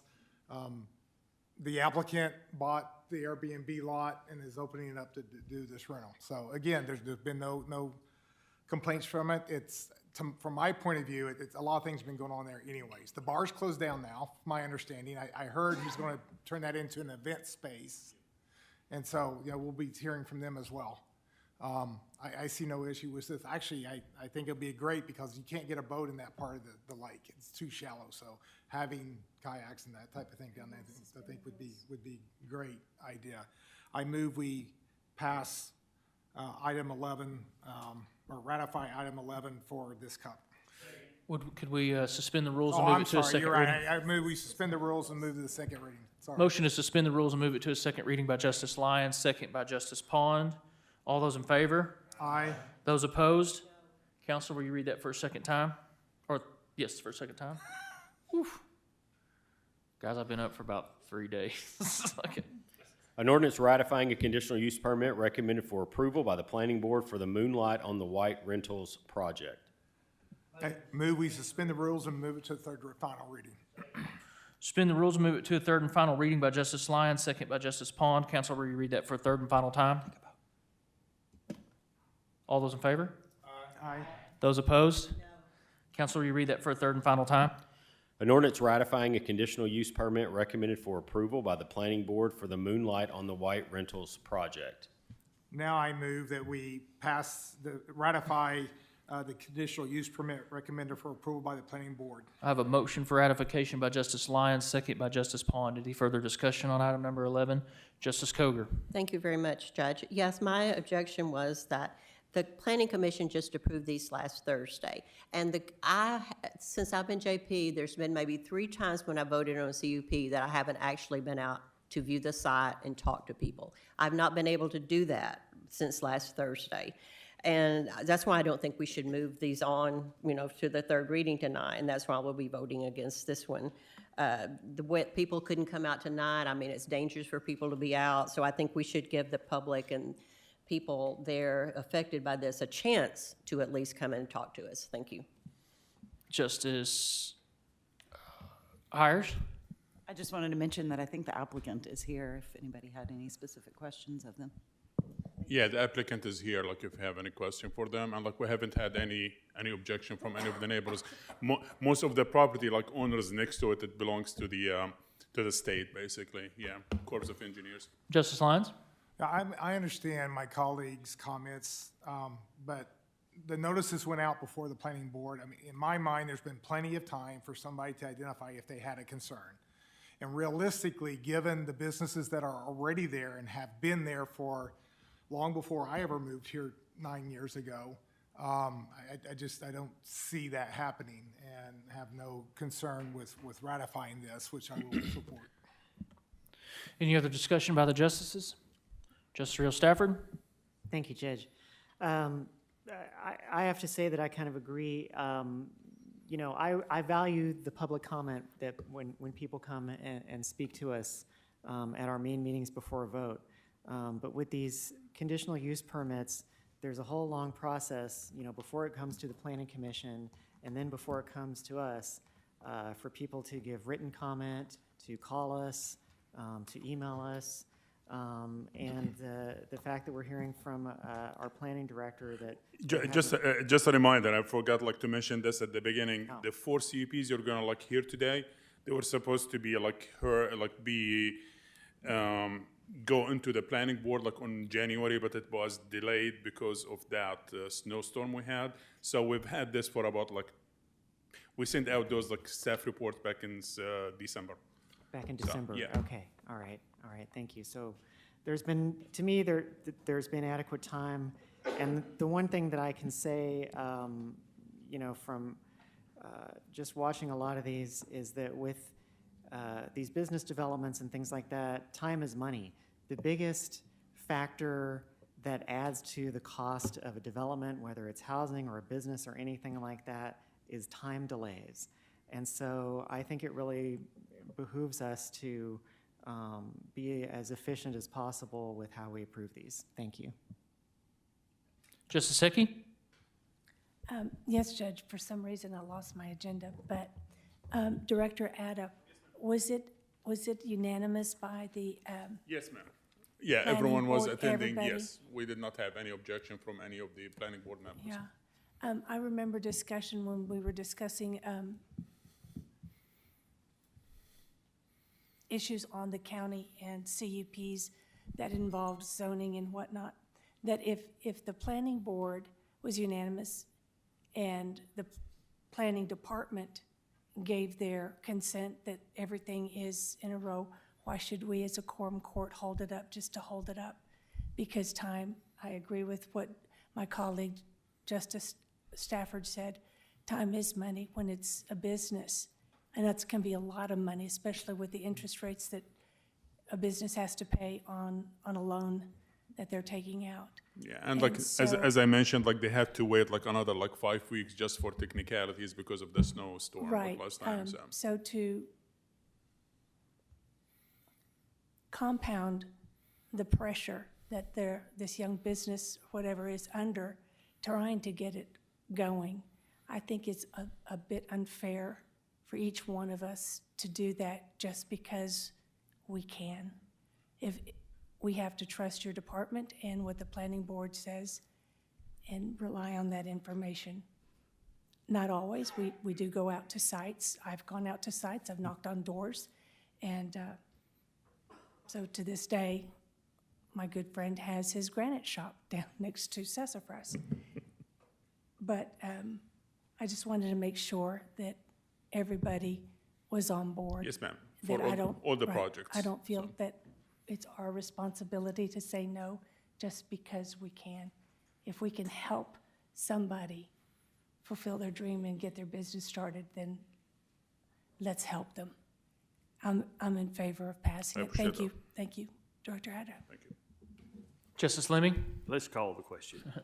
Any public comments on item number 11? I have a motion to pass by Justice Lyons, second by Justice Pond. Seeing none, Mr. Allen, will you please call roll? This is a motion to pass item number 11. Justice Bruns? Yes. Justice Wilson? Yes. Justice Massengill? Yes. Justice Rivera Lopez? Abstain. Justice Lyons? Yes. Justice Ecke? Yes. Justice Washington? Yes. Justice Coger? No. Justice Dennis? Yes. Justice Hires? Yes. Justice Rios Stafford? Yes. Justice Lemming? Yes. Justice Ricker? Yes. Justice Pond? Yes. Item number 12, oh, are we 11 or 12? 11. Item number 11 passes. Ladies and gentlemen, without objection, I would love to take a 5-minute break. I'm sorry. I know we're all here and we'd love to get home and watch that hockey game. We've got business amongst us, but without objection, I'd like to take 5 minutes.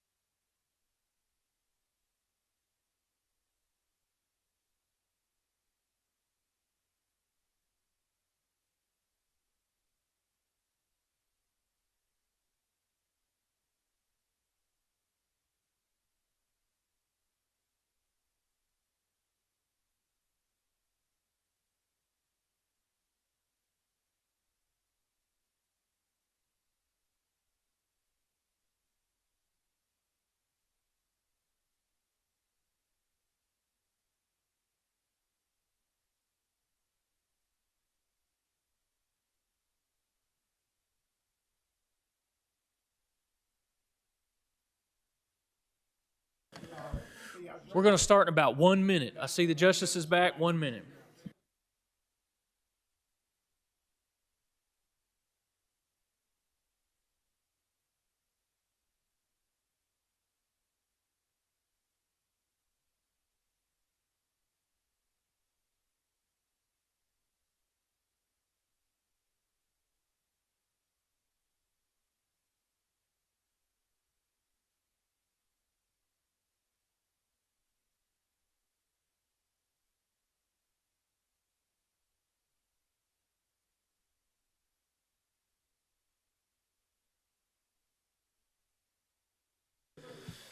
All right, everyone, I'm going to bring us back into order. With that, we're going to continue on here. I have item number 12. Counselor, will you read item number 12 by title only? An ordinance ratifying a conditional use permit recommended for approval by the Planning Board for the Arkansas Mailing Services Project. Justice Ricker? This is in my area. We did a ordinance back a while back, a CUP. They split this property. It used to be a soap factory there. They built a new building, moved the soap factory into this, and the old building is what's being taken over as the mailing service. It's right at the edge of Greenland. Make a motion to suspend the rules and place this on the second reading. I have a motion to suspend the rules and place this on the second reading by Justice Ricker, second by Justice Lyons. All those in favor? Aye. Those opposed? Counselor, will you read this for the second time? An ordinance ratifying a conditional use permit recommended for approval by the Planning Board for the Arkansas Mailing Services Project. Justice Ricker? Make a motion to suspend the rules, place on third and final reading. I have a motion to suspend the rules and place it on its third and final reading by Justice Ricker, second by Justice Lyons. All those in favor? Aye. Those opposed? Counselor, will you read that for a third and final time? An ordinance ratifying a conditional use permit recommended for approval by the Planning Board for the Arkansas Mailing Services Project. Justice Ricker? Motion to pass. I have a motion to pass by Justice Ricker, second by Justice Lyons. Any further discussion on item number 12? Are you on? I'm so sorry. I turned you off by accident. Yeah. Justice Lyons? Just was going to confirm that, like you said, we did a cup, they're building out front. They're going to use the original building now, right? Okay. Because I went out there, I'm like, I've seen this before. Yeah, okay, just wanted to confirm that. Thank you. Any additional discussion on item number 12? Public comments on item number 12? Seeing none, I have a motion to pass item number 12 by Justice Ricker, second by Justice Lyons. Mr. Allen, please call a roll. Justice Bruns? Yes. Justice Wilson? Yes. Justice Massengill? Yes. Justice Rivera Lopez? Yes. Justice Lyons? Yes. Justice Washington? Yes. Justice Coger? No. Justice Dennis? Yes. Justice Hires? Yes. Justice Rios Stafford? Yes. Justice Lemming? Yes. Justice Ricker? Yes. Justice Pond? Yes. Item number 12 passes. Item number 13, Counsel, will you read that by title only? An ordinance ratifying a conditional use permit recommended for approval by the Planning Board for the Hogeye Wireless Communication Facility Project. Justice Ricker? Cell phone tower, motion to suspend the rules and place on the second reading. I have a motion to suspend the rules and move to a second reading by Justice Ricker, second by Justice Lyons. All those in favor? Aye. Those opposed? Counsel, will you read that for a second time? An ordinance ratifying a conditional use permit recommended for approval by the Planning Board for the Hogeye Wireless Communication Facility Project. Justice Ricker? Motion to suspend the rules, place on third and final reading. Motion to suspend the rules, move on third final reading by Justice Ricker, second by Justice Lyons. All those in favor? Aye. Those opposed? Counsel, will you read that for a third and final time? An ordinance ratifying a conditional use permit recommended for approval by the Planning Board for the Hogeye Wireless Communication Facility Project. Motion to pass. Motion to pass by Justice Ricker, second by Justice Lyons. Any further discussion on item number 13? Justice Dennis. Thank you, Judge. I'd like to hear a little bit more about this one. How do all the neighbors feel about it? We only have like one neighbor like calling me, and he says, I don't think like I like the idea, but like he did not object to the idea, but he doesn't like to have like a cell tower close by, which is not close by. I'm gonna give you just like a short background about this. So it is gonna be at least. Could you tell me where it's? Yes. Yeah. It's Okay. it's on Hog Road, like it's 14652 Hogeye Road. So it is a massive, like 50 acres, and they're like leasing 100 by 100 like area. The compound is going to be on 70 by 70 only. The tower is going to be about like 190 feet, I believe. This project was like was approved in 2020. The CUP was approved in 2020, and it was ratified the same year. And we did like the technical review about it, and we did like the administrative review, and it was approved. Everything passed. Like, it was like within our like ordinances. The reason that is happening because like within 18 months they did not establish or build anything, so like they ran out of time for the CUP. So now they're applying, and it was during the height of COVID, so they could not like Verizon did not want to invest, not knowing what's going to happen. So now they're coming back, and we did basically the same thing. And the only like house that like was on the property that was not there before, it's like the property owners, but it's like beyond the 800 feet like radius, so it did not even fit within the radius of like we have like to look at this like again. So we did not have any issue with it. And the only person that, as I said, like the neighbors to the northwest, he said like I don't like favor like the location of the cell tower, but he wasn't objecting to the idea. And the idea like why Verizon is applying again. However, like they have other cell towers in the area, and like if the staff report, you've ever had the chance to look at the 200-page staff report, there is lots of them away from like the 1 mile radius, so they could not collocate any of their like services because like most of the tower like surrounding them is short, and they needed something like higher to be able like to broadcast like the 5G.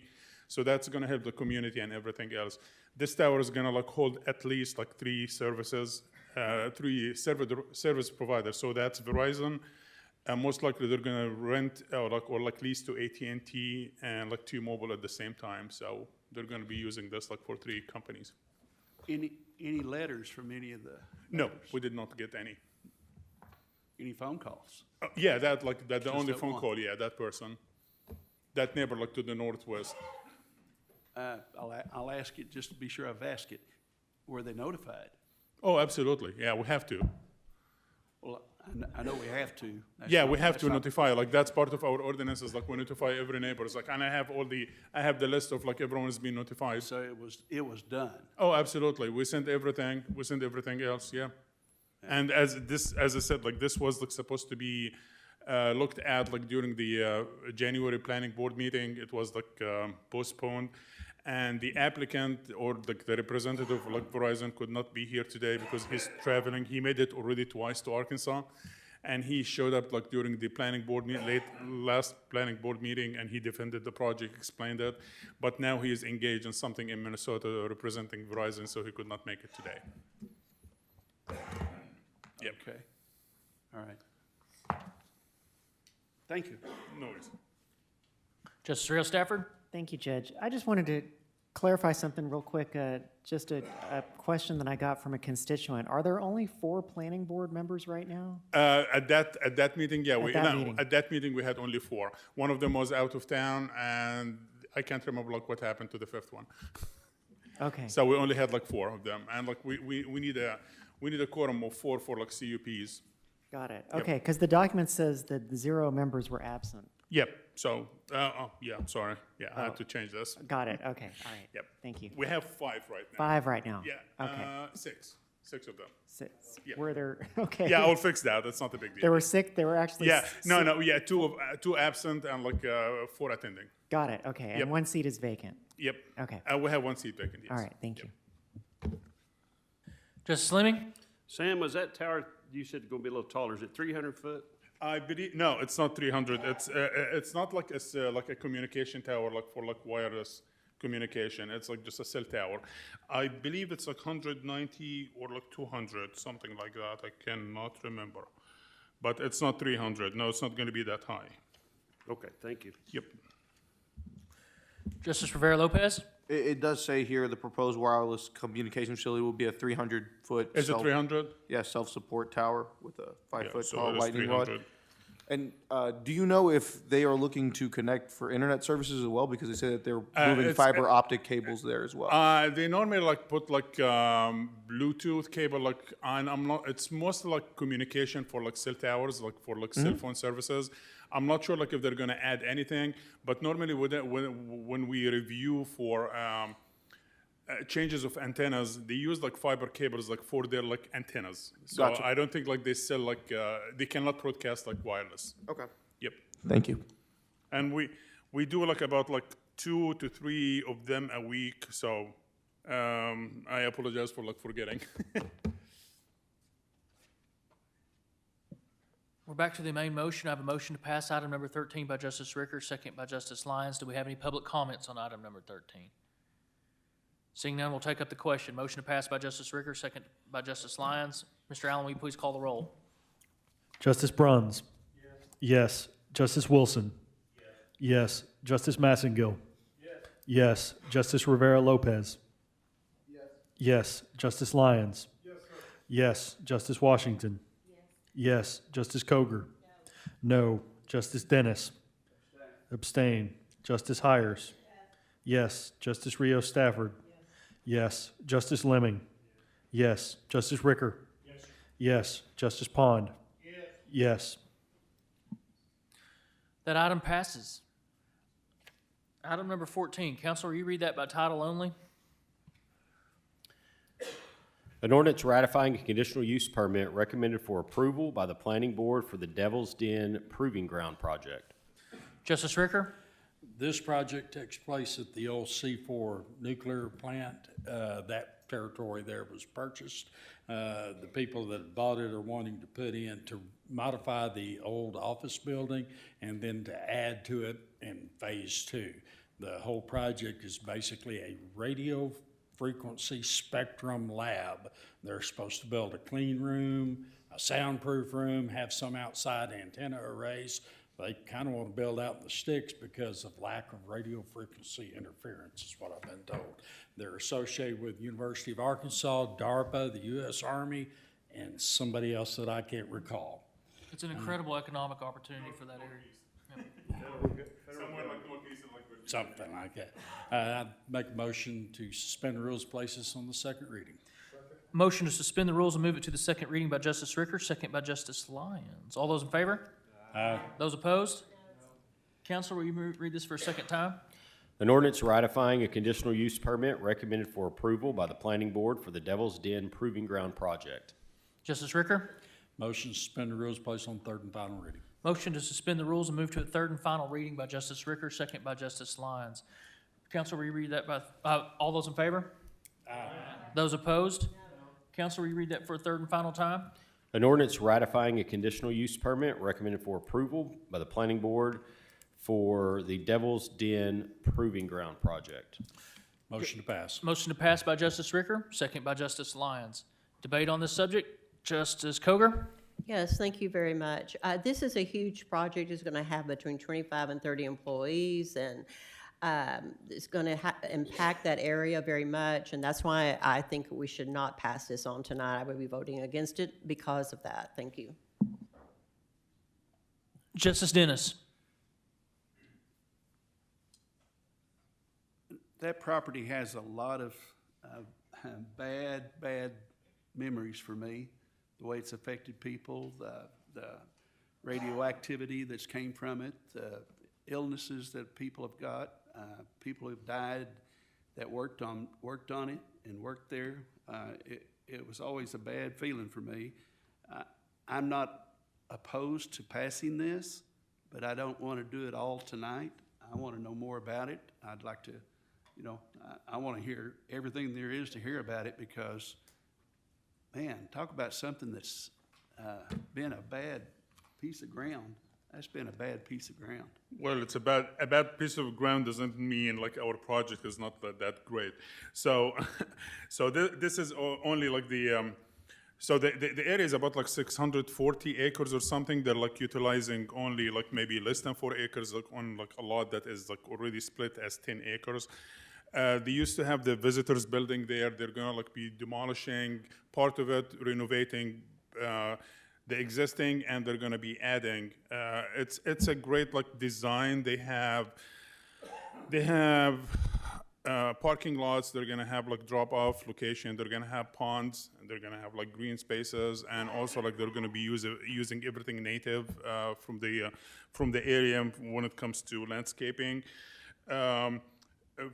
For now, like the projection is to have like 25 to 30 employees. This company like is doing business mostly like online, so they're trying like to bring like the people who are working from home into like one building.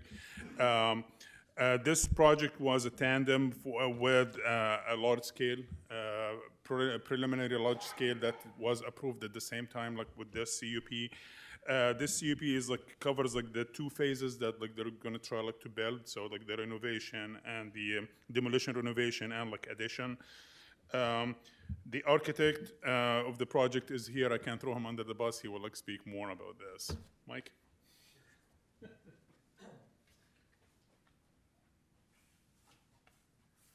Hey, I'm Michael Davis with Marlon Blackwell Architects here in Fayetteville, Arkansas. And so we've been working with the extremist group for about a year now on the plans for this project, working with Sam and his team on the best way to kind of be sensitive to what's there. The parking lot is faced kind of out within the kind of disturbed area, and we're trying to kind of maintain as much of the native land as possible.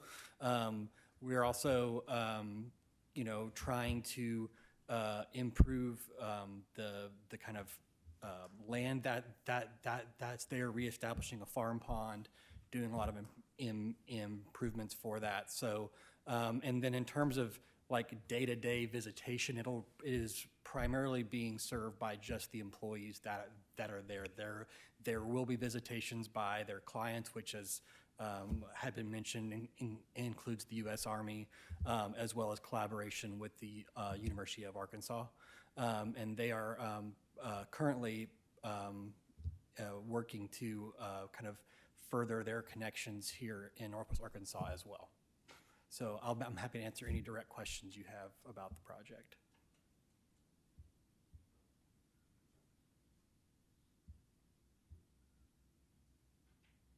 Justice Dennis? Thank you, Judge. So, what kind of tests have been done to test the ground?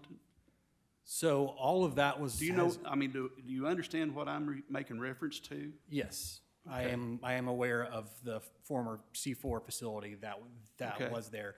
I don't remember exactly when that was fully cleaned, but that was done previously by the university. What'd you say, Sam? I believe 2006 it was done by the university EPA and what So the Yes, actual.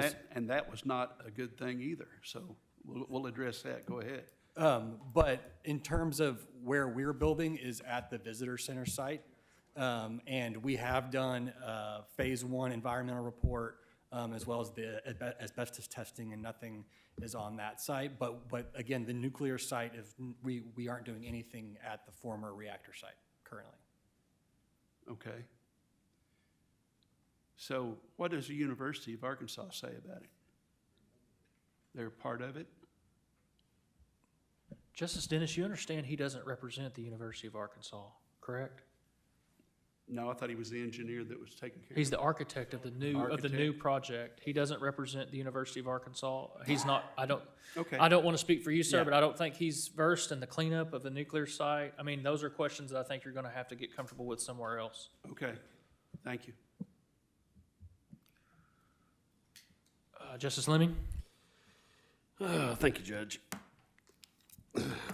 I visited with the fire chief down there, and they had a public meeting down there, and they had a good meeting, and everybody was pretty well on board, and they had a few people there. It was, as he said, it was a little bit crazy, saying that the deers used to glow and the rabbits used to run around big and fat. But I've talked to the owners that live next door there. One guy joins the place, and I don't want to mention his name, but he owns quite a bit of land right beside it, and he's lived there about 70 years, and he's never had no problem with any of it. And I understand Robert's fears and thoughts and thinkings, but you know, when the EPA's involved and the University of Arkansas involved and all that's involved, it's really none of our business. It is our business, but it ain't our business. But it's something we can't take it away from them. So, and what these people's trying to do, by what I've talked to down there, and they're doing it on a little 10-acre lot like we was talking, instead of the big 600 acres.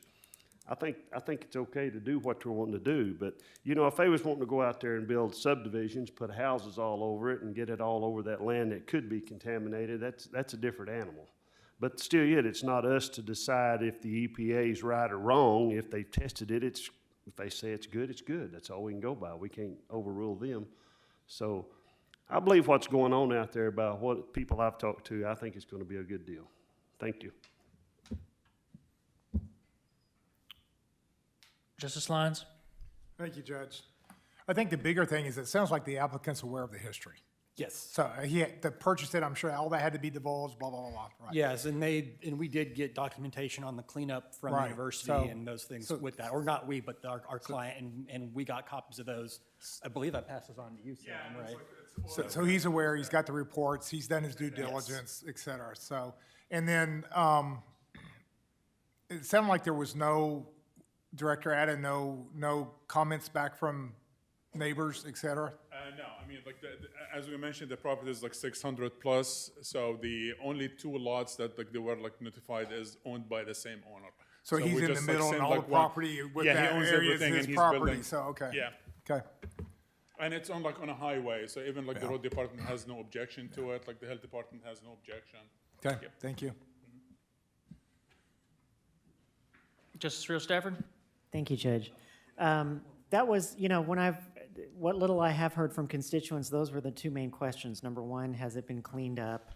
And is the area safe? And so just to clarify from my understanding, the area that this CUP covers and the area where all the cleanup happened, the nuclear cleanup, are kind of 2 separate areas Correct. within this Yes. much larger plot. Yes. Okay, so this visitor center wasn't part of that, No. just for the No, public to understand. It was a distance away from the reactor, so Okay. it kind of Yeah. points to where the reactor was, Mhm. but it is on a separate kind of area on that site.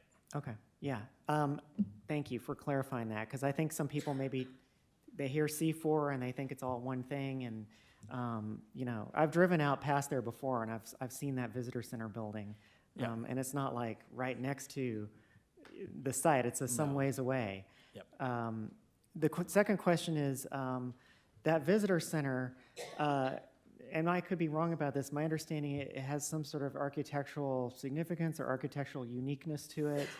So is it that gonna is, be? it is designed by Warren Seagraves, That's who is right. a Okay, yeah. Fayetteville architect. Yes. And so we've actually, at Marlon Blackwell Architects, we've worked on a Seagraves building before, which is the Fulbright, the former library building. Mm-hmm. So we are very familiar with his work, and we Yeah. respect it a lot. So the work that we are doing is really preserving that. Okay. And it needs actually a decent amount of restoration work because it's all steel that has not been taken care of. And then our addition is meant to be something that is in contrast to that and in dialogue with the Seagraves building, because that's an architect that Marlon and everybody in the office really values for the contributions that he's made Yeah. to this place, and is really what has drawn us to really trying to think about what does it mean to add on to that Seagraves building, and kind of preserve it, and honestly kind of make it what it wanted to be, because they didn't actually build the glass wall on the south that faced the former site, and so that they'll actually have a view out to what is now their facility. So that's something that we're trying to kind of do is kind of bring that to a place that Seagraves wanted it to be, but did not quite get to achieve at That's that time. interesting. So the original building wasn't finished to the original plans? Correct. Interesting, okay. So what? Yeah, so- like most things, they ended up probably having to do some value engineering, so. Yeah, okay.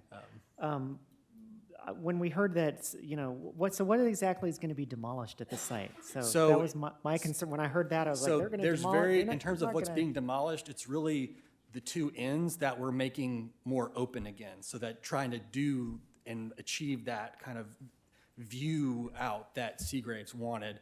And then in terms of any further things, we are not shortening or reducing that building at all, but making room for some small additions for like a new entry and a roof access for them to be able to more readily maintain and deal with that flat roof. Okay. And I know this is all this is a little bit outside the scope of what we're allowed to vote on anyway, but I was really curious about it because I knew that it was, it is a significant building, yeah. piece of of architectural history for this area. Yeah, for sure. yeah. Okay, thank you. You're welcome. And we included all like the plans and everything in the staff report. It's about like 240 pages, specifically there. And that's the C4 area. It used to be there, and the building is way up there. So No, yeah. it's at the bend. Yeah. So it is. Yeah. Should be here. Yeah. Yeah, and it's way that C4 thing is like way down here. It's where the actual point is there. So that's where the reactor was on what is now just a clearing, and then that's the visitor center site. That's a big area. Yeah. And so we're basically extending to where there's kind of a shadow in that forest. That's a farm pond, and that's kind of the extent of what we're touching is out to the edge of that farm pond. Parking is going to be tucked up in the woods, and then the addition is on the east side. So again, from the road, that view of the Seagraves building is maintained. Justice Rivera Lopez? I actually do not have a question for you, but this gentleman here. I've been there in 2002.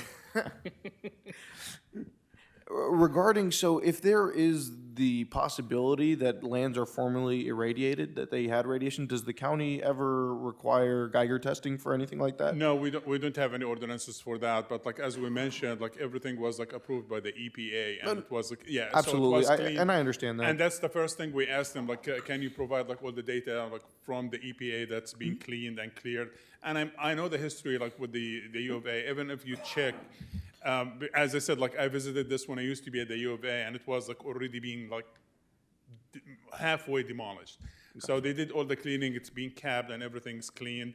Once again, nobody, I guess, like has like the abilities in the local community to go and test any of this. Okay. We might be able to have Geiger test and anything like that, but this is like way too old. It was used back in the late 60s until like 72 or 74, and it was like a sodium enriched, so it's not like uranium that is like really like potent, is going to stay there forever. Okay. So it was not that bad, and it was not like a silo as everyone says. It was like for power generating, like absolutely. Yeah. So no, thank you. No worries. Director Justice Massengill? Hey. That's why I'm super smart, because That's I've been okay. there many times. Yeah. Yeah, first thing, I want to thank you for all your hard work. You put in a lot of hours. I just had one quick question. Thank you. You said something about a large-scale development. I kind of missed that. How does that play into this project? So normally the conditional use permit is like when someone applies for a CUP is like to give them the privilege of like using that site for anything that is not single-family use or agricultural use. Any development that is like 1 acre or more requires a large scale, and the large scale basically where all the plans are and where like the engineers gets involved, and when we have the civil plans and everything else that attached to it. So they checked, this is, the large scale is always like objective. You check the boxes, you meet all the conditions, the engineers, like our contract engineer review everything, they fix, they send it back, gets approved. Like there is no question about it. It's like 100% like black and white. The conditional use permit is where like we argue about, is this good or is this bad? But from what we've seen, I don't think there's like anything bad about it, or like anything that has not like checked all the boxes. Yeah, I'm just curious about the process. Is this, oh yeah, is this absolutely. going through the same process as a large? It's the same thing, but like there is no ratification. So like the Quorum court does not get like involved in it. Yeah. So yep. That's fine. Okay, thank you. No worries. Justice Pond? Yes, concerns brought up several times. Approximately how far is it from that visitor center down to the reactor site? down to the reactor? I don't know that off the top of my head. But I mean, it's a decent. It's a decent, like, yeah, it's more than a quarter mile. About At a least- at least that. thousand Yep. feet. So, And that site is not part of our large-scale development, so should we want to do more things on that property outside of what we're doing at that visitor center site, we'll have to bring that back for conditional use and for large-scale development as well at that what point. you're doing up there has got nothing to do with any disturbance at the C4. No. Thank you. That lot, I mean, we don't have like, but that lot is separate. It's Yeah. about like 10 acres already being split, and they're using like less than 4 acres for the whole development. So they're not even going beyond the 10 acre like lot itself. Yeah. That is like a different lot. It's Okay. huge. Thank you. Any further discussion? If not, I have a motion to pass item number 14 by Justice Ricker, second by Justice Lyons. Any public comments on item number 14? Seeing none, we're going to take up the item. A motion to pass by Justice Ricker, second by Justice Lyons. Mr. Allen, will you please call a roll? Justice Bruns? Yes. Justice Wilson? Yes. Justice Massengill? Yes. Justice Rivera Lopez? Yes. Justice Lyons? Yes. Justice Washington? Yes. Justice Koger? No. Justice Dennis? No. Justice Hires? Yes. Justice Rio Stafford? Yes. Justice Lemming? Yes. Justice Ricker? Yes. Justice Pond? Yes. That item passes. Ladies and gentlemen, the committee reports are in your packet. Also want to mention that the 2022 legislative audit has been mailed to your home addresses. The legislative audit likes to mail you a hard copy. If you have questions about that, let us know. Justices Bruns, Massengill, and Rivera Lopez, I want to know if you guys they are behind. They're considerably behind in their time frame. I don't know if they would have had your information to get you one of those mailed, but if you don't have a copy, please get with Dave, and we'll get you a copy of that audit. And with that, ladies and gentlemen, we play for safety and warmth. The U.S. is tied with Canada at a goal apiece at the end of the first period. We're adjourned.